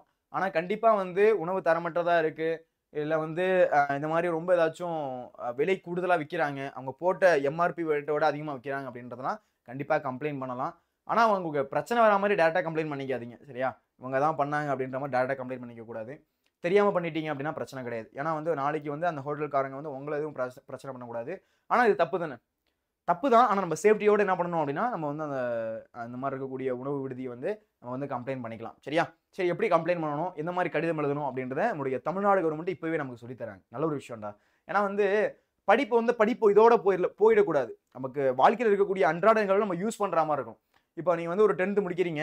10th முடிக்கிறீங்க அப்படின்னா, அட்லீஸ்ட் உங்களுக்கு பேசிக்கா என்னென்ன தெரியணும்? தமிழ் உனக்கு படிக்க தெரியணும். ஒரு ஊர்ல இருந்து இன்னொரு ஊர் போற அப்படின்னா, உனக்கு போர்டு பார்த்து படிக்க தெரியணும். கடைக்கு போறோம்னா வாங்க தெரியணும். இது தெரியணும். அதுக்கடுத்து பார்த்தீங்க அப்படின்னா, உங்களுக்கு ஏதாச்சும் ஒரு விஷயம் நடக்குது. உங்களுக்கு பேங்க்குக்கு போறீங்க அப்படின்னா, பணம் எடுக்க தெரியணும். ஃபார்ம். அதுக்கடுத்து பார்த்தீங்க அப்படின்னா, ஏதாச்சும் ஒரு ஜாயின் பண்ண போறீங்கன்னா, படிவம் நிரப்ப தெரியணும். படிவம் நிரப்ப தெரியணும். இதெல்லாம் பேசிக்கா தெரியணும் அப்படின்றதுனால, தமிழ்நாடு கவர்மெண்டால பார்த்தீங்க அப்படின்னா, இந்த மாரி கேள்விகள் அப்படின்றது நமக்கு திரும்ப திரும்ப கேட்பாங்க. இந்த கேள்வி ரொம்ப முக்கியம். கடைசியா நடத்தக்கூடிய இந்த கடிதம் எழுதுக அப்படின்றது ரொம்ப முக்கியம். இது பேசிக்கா தெரியணும். நீங்க உண்மையிலேயே எழுதும்போது இதே மாரி நீங்க எழுதணும் அப்படின்றத நான் கேட்டுக்கிறேன். சரியா? ஒரு கடிதம் அப்படின்றதெல்லாம் இப்ப நான் சொல்லக்கூடியதெல்லாம் இருக்கணும். சரிங்களா? இப்படி எழுதுனீங்க அப்படின்னா தான் கரெக்ட்டா இருக்கும். ஓகேவா? ஃபர்ஸ்ட் அனுப்புனர் ஃப்ரம் எங்கேருந்து நீங்க அனுப்புறீங்க? எங்கேருந்து அனுப்புறீங்க? ஃபர்ஸ்ட் கடிதம் ஸ்டார்ட் பண்ணும்போது இப்படி தான் எழுதணும். அதுக்கடுத்து நான் சொல்லிடுறேன். எல்லாரும் வந்து கடிதம் எழுதும்போது பார்த்தீங்க அப்படின்னா, என்ன பண்றீங்க அப்படின்னா, கொஸ்டின்ஸ் இதோட முடியுது அப்படின்னா, இந்த இடத்துல ஸ்டார்ட் பண்ணக்கூடாது. முடியுது இந்த அளவுல முடியுது அப்படின்னா கூட அடுத்த பேஜ் போயிடணும். சார் இந்த இடத்துல எனக்கு ஒரு கொஸ்டின் முடியுது சார் அப்படின்னா, அப்போ என்ன பண்ணலாம்? இந்த இடத்துல ஸ்டார்ட் பண்ணிக்கலாம். முடிஞ்ச அளவுக்கு கடிதம ஒரு நியூ பேஜ்ல ஸ்டார்ட் பண்றது அப்படின்றது நல்லா இருக்கும். ஏன்னா ஒரு பேஜ்ல முடிக்கணும். நீ அடுத்த பேஜ் போற மாரி கொண்டு போக முடியாது. கூடாது. சரியா? அது பார்க்கறதுக்கு அந்த அளவுக்கு நீட்டா இருக்காது. அதனால நான் சொல்ற மாரி எழுதுங்க. கடிதத்துல ஃபுல் மார்க் வாங்கலாம். ஃபர்ஸ்ட் நீங்க பண்ண வேண்டியது என்ன அப்படின்னா, கடிதம் எழுதும்போது முடிஞ்ச அளவுக்கு நியூ பேஜ் போறது அப்படின்றது பெஸ்ட். சார் இல்ல சார் நான் போன கொஸ்டினோட எண்டிங்க வந்து இந்த இடத்துல முடிச்சிருக்கேன் சார் அப்படின்னா, வேற வழி கிடையாது. ஒரு பேஜ் ஃபுல்லா வந்து நம்ம வேஸ்ட் பண்ண முடியாது. இதனால இதுல இருந்து ஸ்டார்ட் பண்ணிக்கலாம். இல்ல சார் நான் இதுவரையும் வந்துட்டேன். இல்ல இதுவரையும் நான் போன கொஸ்டினோட வந்து ஆன்சர் இதுவரையும் எழுதியிருக்கேன் அப்படின்னா, அப்ப நீ என்ன பண்ணலாம் அப்படின்னா புது பேஜ் போயிடலாம். பாதி வரையும் எழுதியிருந்தா கூட நீ புது பேஜ் போயிடலாம். ஆனா இந்த இடத்துல நான் முடிச்சிருக்கேன் சார். இந்த காவாசி தான் எழுதியிருக்கேன் அப்படின்னா வேற வழி கிடையாது. இதுல தான் ஸ்டார்ட் பண்ணி ஆகணும். முடிஞ்ச அளவுக்கு பிளான் பண்ணிக்கோங்க. எக்ஸாம் எழுதுறதுக்கு முன்னாடியே கடிதம் எந்த பேஜ்ல வரப்போகுது. ஒரு 4 கொஸ்டின் எழுதிட்டோம் அப்படின்னா நமக்கு தெரிஞ்சிரும். கடிதத்துக்கு முன்னாடி இருக்கக்கூடிய கொஸ்டின் எழுதுறீங்க அப்படின்னா அப்பயே தெரிஞ்சிரும். அப்ப அதுக்கேத்த மாதிரி என்ன பண்ணிக்கணும் அப்படின்னா பிளான் பண்ணிக்கணும். அப்ப இந்த மாதிரி இந்த பேஜ்ல முடிய போகுது. இந்த லைன் அடுத்த லைன் வருது அப்படின்னா முடிஞ்ச அளவு இதுலயே கம்மி பண்ணி எழுதிட்டீங்க அப்படின்னா உங்களுக்கு பார்க்க நீட்டா இருக்கும். ஒண்ணுமே இல்லடா. 2வது டே என்ன அப்படின்னா பிரசன்டேஷன் நல்லா இருந்தா உங்களுக்கு நல்ல மார்க் கிடைக்கும். என்ன சார் சொல்றீங்க? மார்க் வந்து எழுதுறதுக்கு போட மாட்டாங்க. எழுதுறதுக்கும் உண்டு. பிரசன்டேஷனும் தேவைப்படும். புரியுதுங்களா? இப்போ ஒரு கடை இருக்கு அப்படின்னு வச்சுக்கோங்க. அந்த கடைய பார்த்த உடனே உனக்கு எப்படி அட்ராக்ட் ஆகும்? லைட்டிங் சூப்பரா இருக்கணும். அந்த போர்டுல ஏதாச்சும் கொஞ்சம் வித்தியாசமா இருக்கணும். இப்ப கடையிலலாம் பார்த்தீங்க அப்படின்னா, முடிவெட்டுற கடையில வந்தா வெட்டுவோம் அப்படிலாம் என்ன பண்ணிருப்பாங்க அப்படின்னா, அந்த போர்டு வச்சிருப்பாங்க. பார்க்க கொஞ்சம் நமக்கு அட்ராக்டிவா இருக்கும். அது நமக்கு என்ன பண்ணும் அப்படின்னா, நம்ம போகலாமா? ஒரு வாட்டி அந்த கடைக்கு போய் பார்க்கலாமா? அப்படின்னு நமக்கு தோணும். உண்மையிலே எனக்கும் தோணும். அப்ப இந்த மாதிரி புதுசா ஏதாச்சும் ஒரு விஷயத்த பார்க்குறோம் அப்படின்னா, நமக்கு ஒரு ஆர்வத்த தூண்டும். அங்க போய் பார்ப்போமா? புதுசா இருக்கு. இங்க போய் பார்ப்போமா? நான் அன்னைக்கு ஒரு கடை பார்த்தேன். அங்க போய் பார்த்துட்டு வருவோமா? அப்படின்னு நமக்கு தோணும். அப்போ பிரசன்டேஷன் தான் மேட்டர். பிரசன்டேஷன் எந்த அளவுக்கு நீங்க குட்டா குடுக்குறீங்களோ, அந்த அளவுக்கு ஒண்ணும் இல்ல. ஒரு 8 மார்க் ஒரு இடத்துல ஒரு 9 மார்க் வருதுன்னா சூப்பர் தானே. அதான் இங்க சொல்றேன். உனக்கு 10 கிடைக்கல அப்படின்னா கூட 7 மார்க் ஒரு இடத்துல ஒரு 8 மார்க் 9 மார்க் வருது அப்படின்னா, உங்களுடைய மார்க் அடுத்தடுத்து இன்கிரீஸ் ஆகுது. அதுக்கு தான். சரிங்களா? சரி ஓகே. அனுப்புனர் அப்படின்றது பாருங்க. இப்பயும் உங்களுடைய பெயர் போடணும். இந்த இடத்துல பெயர் அப்படின்றது குறிப்பிட்டிருக்காங்க. நான் வந்து ஒருத்தவங்க எழுதியிருந்தாங்க. அத தான் பார்த்தேன். அப்ப இந்த இடத்துல பார்த்தீங்க அப்படின்னா, அனுப்புனர் வந்து டைரக்ட்டா என்ன பண்ணக்கூடாது? உங்களுடைய பெயர் போடக்கூடாது. அதுவும் இல்லாம பார்த்தீங்க அப்படின்னா, சில கொஸ்டின்ஸ் டைரக்ட்டா எப்படி கேட்பாங்க அப்படின்னா, உங்களுக்கு அட்ரஸ் வரையும் என்ன பண்ணுவாங்க அப்படின்னா, கடிதத்திலேயே குடுத்துருவாங்க. என்ன சார் சொல்றீங்க? அட்ரஸ் கடிதத்திலேயே குடுத்துருவாங்க. ஆமா. அட்ரஸ் சில டைம் பார்த்தீங்கன்னா, கடிதத்திலேயே குடுத்துருவாங்க. குடுக்கும்போது பார்த்தீங்கன்னா, பேர் குடுத்துட்டு தான் நீங்க பேர் யூஸ் பண்ணலாம். இல்ல அப்படின்னா, ஆனா, ஆனா, ஆனா இத தான் போடணும். அட்ரஸ் குடுத்துட்டாங்க அப்படின்னா, பேரோட அட்ரஸ் குடுத்துட்டாங்கன்னா, நீ அத யூஸ் பண்ணிக்கலாம். இப்ப என்ன சொல்லுவாங்க அப்படின்னா, இந்த மாரி கடிதத்தில பார்த்தீங்கன்னா, கபிலர் என்பவர் ஒருவர் இந்த மாரி கடிதம் எழுதுறாரு. அவர் வந்து இந்த மாரி ஊர சேர்ந்தவரு. அவருடைய அட்ரஸ் அப்படின்னு குடுத்துட்டா, நீ அதே மாரி எழுதிக்கலாம். இல்ல அப்படின்னா, எதுவும் எம்ப்டியா குடுக்குறாங்க அப்படின்னா, ஆனா தான் போடணும். சரியா? உனக்கு லேட்டரா உங்களுடைய ஸ்கூல்லயும் சொல்லுவாங்க இது.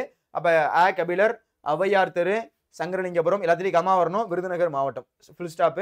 பின் நம்பர் ஏதாச்சும் நீ வந்து ஒரு 6 நம்பர் குடுக்கலாம். சரியா? இதுக்கு அடுத்து பார்த்தீங்கன்னா, ஊர் பேர் எழுதக்கூடாது. இப்படி போட்டுக்கலாம். உனக்கு 2த்தையுமே நான் சொல்லி தரேன். சரிங்களா? ஊர் பேர் போட்டு எழுதுறீங்கன்னா இந்த மாரி, இல்ல சார் உங்களுடைய ஸ்கூல்ல இந்த மாரி ஆனா தான் போட சொல்றாங்க. ஈனா தான் போட சொல்றாங்க அப்படின்னா இந்த ஃபார்மட்ல தான் எழுதணும். சரிங்களா? ஆனா, ஈனா அப்படின்றத நீங்க போட்டு எழுதணும். இப்போ ஃபர்ஸ்ட் என்னன்னு புரிஞ்சுச்சா? ஃபர்ஸ்ட் என்ன பண்ண போறீங்க? அனுப்புனர். அதாவது ஃப்ரம் எப்பயுமே ஒரு லெட்டர் எழுதுறோம் அப்படின்னா, அதுல ஃபர்ஸ்ட் இருக்க வேண்டியது என்ன அப்படின்னா ஃப்ரம் தான் ஃபர்ஸ்ட்ல இருக்கணும். அனுப்புனர், கபிலர், ஔவையார் தெரு, சங்கரலிங்கபுரம், விருதுநகர் மாவட்டம். அதுக்கு அடுத்து பின்கோடு. இது இங்க எழுத போறீங்க. பெறுநர் உண்மையிலே அட்ரஸ் எழுதுறோம் அப்படின்னா, உயர்திரு உணவு பாதுகாப்பு ஆணையர் அலுவலகம், சென்னை 6,12,000. சும்மா ஏதாச்சும் போட வேண்டியதுதானே. சரி 2,00,000. அப்ப இந்த மாதிரி என்ன பண்ணணும்? சும்மா நம்மளா போடுறதுதான். ஓகேவா? அப்போ இந்த மாதிரி என்ன பண்ணணும்? கரெக்ட்டா போடணும். பெறுநர் உயர்திரு உணவு பாதுகாப்பு ஆணையர் அலுவலகம், சென்னை அப்படி கொடுக்கல அப்படின்னா ஈனா ஈனா ஈனா அவ்வளவுதான். ஈனா ஈனா ஈனா ஆனா ஆனா ஆனா சரியா. சில ஸ்கூல்ல வந்து ஏ போட சொல்லுவாங்க. அதை வந்து இங்கிலீஷ்ல லெட்டர் ஏதாச்சும் எழுதுறோம் ஃபார்ம் எழுதுறோம் அப்படின்னா தமிழ்ல எழுதும்போது நீங்க ஆனா ஆனா ஆனா ஆவண்ணா ஆவண்ணா ஆவண்ணா ஈனா ஈனா ஈனா இதை நீங்க யூஸ் பண்ணலாம் சரியா. அடுத்து மதிப்பிற்குரிய ஐயா, இதுதான் விழின்னு சொல்லுவாங்க. என்ன சார் சொல்றீங்க, இது விழின்னு சொல்றீங்க? விழி என்றால் அழைத்தல் அப்படின்னு பொருள்றா. அழைத்தல் அப்படின்னா அவங்களை வந்து மரியாதையோட அழைக்கிறது. யாராச்சும் ஒருத்தவங்களை நம்ம அழைப்போம்ல வாங்க அப்படின்னு சொல்லுவோம்ல. இந்த மாதிரி ஒரு லெட்டர் எழுதுறீங்க, ஒரு உங்களுடைய ஸ்கூல்லயே எழுதுறீங்க அப்படின்னு வச்சுக்கோங்க. உங்க டீச்சருக்கு எழுதும் போது எனக்கு உடம்பு சரியில்ல நாளைக்கு வரமாட்டேன் அப்படின்னு எழுதுனீங்க என்ன ஆகும், கிழிச்சு போட்டுருவாங்க. அந்த மாதிரிலாம் லெட்டர் எழுதக்கூடாது. கொஞ்சம் ப்ராப்பரா எழுதணும். ப்ராப்பரா எழுதணும் அப்படின்னா மதிப்பிற்குரிய வகுப்பாசிரியர் அவர்களுக்கு, இதுதான் விழி. இதுதான் விழி. விழினா கொஞ்சம் அவங்களை ரெஸ்பெக்ட் பண்ணி அவங்களை என்ன பண்றோம், மதிச்சு ஒரு வார்த்தை சொல்றது. மதிப்பிற்குரிய ஐயா. பொருள் கண்டிப்பா எழுதணும்டா. பொருள் எழுதாம நீங்க வந்து லெட்டர் எழுதுறீங்க அப்படின்னா 2 மார்க் போகும் சரியா. இப்ப நல்லா பாத்துக்கோங்க. அனுப்புனர், அதுக்கடுத்து பெறுநர், அதுக்கடுத்து விழி, அதுக்கடுத்து பொருள். தரமற்ற உணவு வழங்கிய உணவு விடுதியாளர் மீது நடவடிக்கை எடுக்க வேண்டுதல் சார்பாக. எதுக்காக நீங்க இந்த கடிதம் எழுதுறீங்க அப்படின்றத ஒன்லைன்ல படிக்கணும். ஏன்னா இந்த மாதிரி ஹை ப்ரொஃபைல்ல இருக்கவங்க என்ன பண்ணுவாங்க அப்படின்னா அவங்களுக்கு டைமே இருக்காது. அடுத்து பாத்தீங்க அப்படின்னா ஃபுல்லா பிஸியா இருப்பாங்க. அவங்களுக்கு அந்த லெட்டர் என்ன அப்படின்னு ஒரு லைன்ல படிச்சா தெரியணும். அந்த ஒரு பொருள் அந்த சப்ஜெக்ட்ல படிச்சா என்ன என்ன எதுக்காக எழுதிருக்கீங்க அப்படின்னு அவங்களுக்கு தெரியணும். ஃபர்ஸ்ட் பாயிண்ட் சரியா. அதனாலதான் பொருள் பாத்தீங்கன்னா 1 லைன்ல இருக்கணும். 1 லைன் 2 லைன்ல. தரமற்ற உணவு வழங்கிய உணவு விடுதியாளர் மீது நடவடிக்கை எடுத்தல் சார்பாக அப்படின்னு நீங்க எழுதணும். வணக்கம், நான் நேற்று அப்படின்னா நேத்திய நாள், இல்ல எக்ஸாம்பிள் எழுதுற நாள், ஏதாச்சும் ஒரு நாளை போட்டுக்கலாம். 7/6/2025 விருதுநகர் மதுரை 4 வழிச்சாலையில் அமைந்துள்ள குறிஞ்சி, ஏதாச்சும் நம்ம சும்மா உனக்கு எக்ஸாம்பிளுக்கு போட்டிருக்கேன். உண்மையிலே ஏதாச்சும் ஒரு இந்த மாதிரி உணவு விடுதி இருக்கு அப்படின்னா நம்ம அதை போட்டுக்கலாம். உணவு விடுதிக்கு சென்றிருந்தேன், கோழி பிரியாணி ஒன்று வாங்கினேன், சிக்கன் பிரியாணி ஒன்று வாங்கினேன் சரியா. இந்த இடத்துல கோழி பிரியாணி தான் போடணும் அவசியம் இல்லை. நீங்க எதை வேணா எழுதலாம். எனக்கு இந்த ஒரு கடிதம் அப்படின்றது பிடிச்சிருந்துச்சு, அதனால இது கொடுத்துருக்கேன். இவனோட கைட்ல இதை விட சூப்பரா கூட இருக்கு சார். இல்ல சார் இதை விட கொஞ்சம் வேற மாதிரி இருக்கு சார், அதை கூட எழுதிக்கலாம். ஆனா கண்டென்ட் ஒன்னா இருக்கணும். இந்த இடத்துல விடுதி பேர் மாறலாம், டேட் மாறலாம், பொருள் மாறலாம். ஆனா நான் சொன்ன கண்டெல்லாம் இருக்கணும். அனுப்புனர் இருக்கணும், பெறுநர் இருக்கணும், மதிப்பிற்குரிய ஐயா இருக்கணும், பொருள் இருக்கணும், வணக்கம் இருக்கணும். இதெல்லாம் பேசிக்கா இருக்கணும். ஆனா அங்க எழுதக்கூடிய கண்டென்ட் வேற மாதிரி எழுதிக்கலாம். அது எழுதக்கூடிய கண்டென்ட் வேற மாதிரி எழுதிக்கலாம். ஆனா நான் சொன்னதெல்லாம் இருக்கணும் சரியா. என்ன இருக்கணும், அனுப்புனர், பெறுநர், மதிப்பிற்குரிய ஐயா, பொருள் இதெல்லாம் இருக்கணும் சரிங்களா. அப்போ நான் நேற்று விருதுநகர் மதுரை 4 வழிச்சாலையில் அமைந்துள்ள குறிஞ்சி உணவகத்து விடுதிக்கு சென்றிருந்தேன். கோழி பிரியாணி ஒன்று வாங்கினேன். சாப்பிடும் போது குழம்பில் மிகுதியான வேதிப்பொருளும் நிறமிகளும் கலந்திருப்பதையும் கோழிக்கால் துண்டில் புளி இருப்பதையும் கண்டு அதிர்ச்சி அடைந்தேன். அதாவது ஒரு சிக்கன் பிரியாணி கடைக்கு போயிருக்காங்க. சிக்கன் பிரியாணி கடைக்கு போனது இப்ப பாத்தீங்க அப்படின்னா அந்த கோழி பிரியாணியில இருக்கக்கூடிய அந்த குழம்புல பாத்தீங்கன்னா ரொம்ப அப்படியே ஆர்டிபிஷியல் கலர் அதிகமா சேர்த்திருக்காங்க. நார்மலா குழம்பு என்ன கலர்ல இருக்கும், நார்மலா அந்த எல்லோ கலர்ல இருக்கும். ஆனா சில கடையில எப்படி இருக்கும், அப்படியே ரெட்டிஷா அப்படியே ரெட் கலர்ல அப்படியே வந்து இருக்கும். இந்த மாதிரி பார்த்ததே நமக்கு தெரியும் ரொம்ப ஏதோ வந்து கெமிக்கல் சேர்த்திருக்காங்க அப்படின்னு. அந்த மாதிரி கெமிக்கல் சேர்த்திருக்காங்க. அது மட்டும் இல்லாம அங்க இருக்கக்கூடிய சிக்கன் பீஸ்ல எல்லாம் வந்து ஒரு மாதிரி வந்து ரொம்ப பழைய சிக்கன் மாதிரி இருக்கு, ஃபீல் ஆகுது. அதுலயும் பாத்தீங்கன்னா புழுலாம் இருக்குது. அப்ப அதனால வந்து இந்த உணவு விடுதிக்கு நான் வந்து என்ன பண்றேன் அப்படின்னா அந்த ஒரு உணவு விடுதியாளர் மீது எனக்கு வந்து நான் கேஸ் போடுங்க அப்படின்றத இங்க வந்து அவர் சொல்ல வராரு சரியா. நான் நேற்றுக்கு வந்து இந்த மாதிரி வந்து விருதுநகர்ல மதுரை 4 வழிச்சாலை இருக்கக்கூடிய குறிஞ்சி உணவகத்துக்கு போனேன். குறிஞ்சின்னு ஒரு உணவுகள்லாம் கிடையாது, உண்மையிலே இருக்கான்னு நினைச்சுக்காதீங்க, சும்மா உங்களுக்காக எழுதுனது. உண்மையிலே அப்படி எழுதுறது அப்படின்னா எழுதிக்கலாம் சரியா. இந்த மாதிரி போனேன், கோழி பிரியாணி ஒன்று வாங்கினேன், சிக்கன் பிரியாணி ஒன்று வாங்கினேன். அதுல குழம்புல பாத்தீங்கன்னா அங்க இருக்கக்கூடிய குழம்புல பாத்தீங்க அப்படின்னா அதுல வேதிப்பொருள் நிறைய வந்து ஆட் பண்ணியிருந்தாங்க. அது வந்து நமக்கு ரொம்ப வந்து டேஞ்சர் தரக்கூடியது. அதுக்கடுத்து அந்த கோழி கால்லையும் பாத்தீங்கன்னா இந்த மாதிரி வந்து புழு இருக்கிறத பார்த்தேன். அதை நான் வந்து இந்த இடத்துல பார்த்தேன். உணவு விடுதி உரிமையாளரிடம் இது குறித்து முறையிட்ட போது உன்னால் முடிந்ததை பார் என்று மிரட்டினார். விலைப்பட்டியலில் கோழி பிரியாணி விலை 120 என்று எழுதப்பட்டிருந்தது. ஆனால் என்னிடம் 180 ரூபாய் கேட்டார். ஆக்சுவலா அங்க வந்து போர்டு வைக்கணும். அதாவது ரூல்ஸ் படி பாத்தீங்க அப்படின்னா ஒரு உண்மையான ஒரு இந்த கடை மாதிரி இருக்கு அப்படின்னா அங்க போர்டு வைக்கணும். எவ்வளவு வந்து சிக்கன் பிரியாணியோட ரேட்டு, மட்டன் பிரியாணியோட ரேட் இது, இதெல்லாம் வந்து ரூல்ஸ். அங்க பாத்தீங்க அப்படின்னா 120 ரூபா தான் போட்டிருக்கு. எவ்வளவு போட்டிருக்கு, 120 ரூபாய். ஆனா இவர்கிட்ட வாங்கினது எவ்வளவு அப்படின்னா 180 ரூபாய்.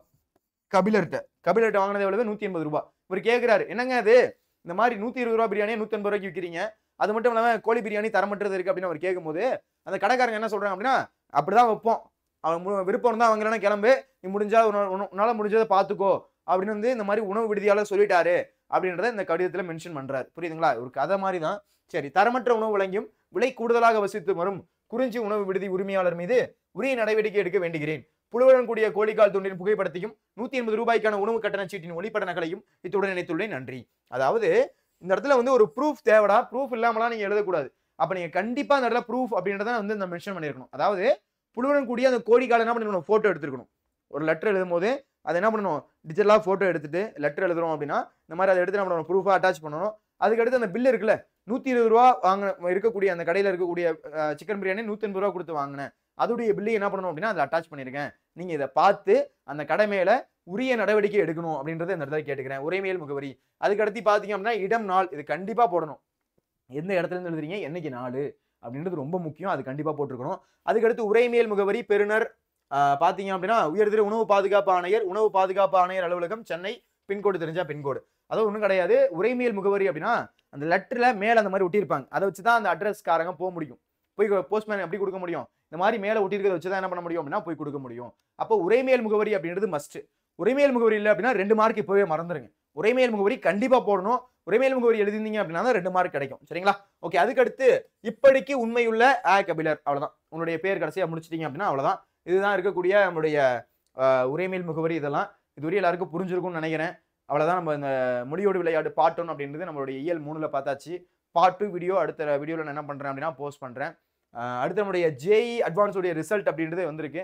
இதுல பாத்தீங்க அப்படின்னா வேதாந்து மாணவர்கள் நிறைய பேர் என்ன பண்ணிருக்காங்க அப்படின்னா ஆல் இந்தியா ரேங்க் சூப்பரா வந்து பிளேஸ் ஆயிருக்காங்க.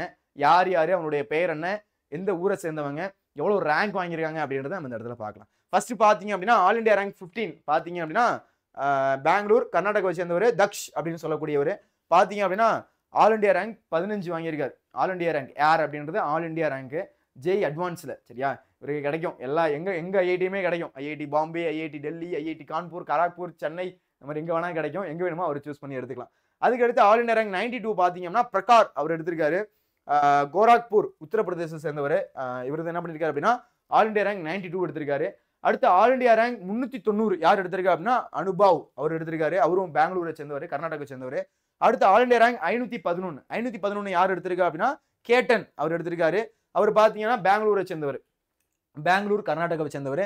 அடுத்து ஆல் இந்தியா ரேங்க் 593 ஷப்யசாச்சி அவர் பாத்தீங்கன்னா கொல்கத்தாவை சேர்ந்தவர், வெஸ்ட் பெங்கால் அதை சேர்ந்தவர். அடுத்து ஆல் இந்தியா ரேங்க் 827 பாத்தீங்கன்னா தனவு எடுத்திருக்காரு, பஞ்சாபை சேர்ந்தவர், பட்டியாலா. ஓகேவா? பஞ்சாபை சேர்ந்தவர். தனவு பாத்தீங்கன்னா ஆல் இந்தியா ரேங்க் 827 எடுத்திருக்காரு. நம்மளுடைய வேதாந்தத்துல பாத்தீங்க அப்படின்னா நிறைய பேர் பாத்தீங்க அப்படின்னா இந்த மாதிரி ஆல் இந்தியா ரேங்க் சூப்பரா வாங்கியிருக்காங்க. இதே மாதிரி நீங்களும் உங்களுடைய லைஃப்ல சாதிக்கணும். சும்மா வந்து நீங்க ஏதோ ஒரு காலேஜ்ல படிக்கிறது வந்து பெரிய விஷயம் கிடையாது. நான் ஜெனுனா சொல்றேன். எனக்கு அந்த மாதிரி ஆப்பர்ச்சுனிட்டி கிடைக்கல. கண்டிப்பா அதை உருவாக்கிக்கோங்க. ஏன்னா வந்து நான் சொல்றது என்னன்னா ஐஐடி போடுற காலேஜ்லாம் படிச்சீங்க அப்படின்னா உங்களுடைய லைஃபே வேற லெவல். அதுக்குன்னு வந்து ஸ்டேட் போர்டில் படிச்ச காலேஜ்ல யாரும் வந்து அந்த அளவுக்கு பெருசா போலையா அப்படின்னா அப்படிலாம் கேட்க முடியாது. ஏன்னா அவங்களும் வந்து நிறைய நல்ல ஸ்டேஜ்க்குலாம் போயிருக்காங்க. ஆனா ஐஐடி அப்படின்றது நமக்கு கொஞ்சம் ஜாப் செக்யூரிட்டி மாதிரி. கண்டிப்பா வந்து நீ அது வந்து ஒரு பிராண்டா. அந்த பிராண்டுக்குள்ள வந்து நீ அந்த ஒரு பிராண்டை வாங்கிட்டேன்னு வச்சுக்கோங்க. ஐஐடியில் படிச்சேன் அப்படின்னு ஒரு பிராண்டை வாங்கிட்டேன்னு வச்சுக்கோங்க. எங்க போனாலும் உங்களுக்கு ஒரு மதிப்பு கிடைக்கும். இவர் ஐஐடியில் படிச்சவருங்க, ஐஐடி சென்னையை சேர்ந்தவர், இவர் ஐஐடி கான்பூர், கராக்பூர் இந்த மாதிரி அங்கங்க படிச்சவர். அண்ணாமலை ஐபிஎஸ் இருக்காருல்ல, அவரு கூட பாத்தீங்க அப்படின்னா இந்த மாதிரி லக்னோல எங்க படிச்சிருப்பாரு. இந்த மாதிரி நிறைய பேர் பாத்தீங்க நம்மளுடைய தமிழ்நாட்டிலே எக்ஸாம்பிளுக்கு இருக்காங்க. இந்த மாதிரி பெரிய பெரிய ஐஐடி எல்லாம் என்ன பண்ணிருப்பாங்க அப்படின்னா படிச்சிருப்பாங்க. அந்த மாதிரி வந்து நம்மளும் ஐஐடியில் படிக்கணும் அப்படின்றத நான் கேட்டுக்கிறேன். சரியா? ஓகே. அடுத்து யாராச்சும் வாட்ஸ்அப் சேனல்ல ஜாயின் பண்ணாம இருக்கீங்கன்னா ஜாயின் பண்ணிக்கோங்க. இதோடைய லிங்க்கும் டிஸ்கிரிப்ஷன்ல இருக்கு. இந்த வீடியோ உங்களுக்கு பிடிச்சிருக்கு அப்படின்னா ஒரு லைக்கை போடுங்க. உங்க ஃப்ரெண்ட்ஸுக்கும் ஷேர் பண்ணுங்க. இது போன்ற யூஸ்ஃபுல்லான வீடியோஸ்க்கு போடுங்க சப்ஸ்கிரைபர். இதே மாதிரி அடுத்த ஒரு வகுப்புல சந்திப்போம். நன்றி, வணக்கம், பாய் பாய்.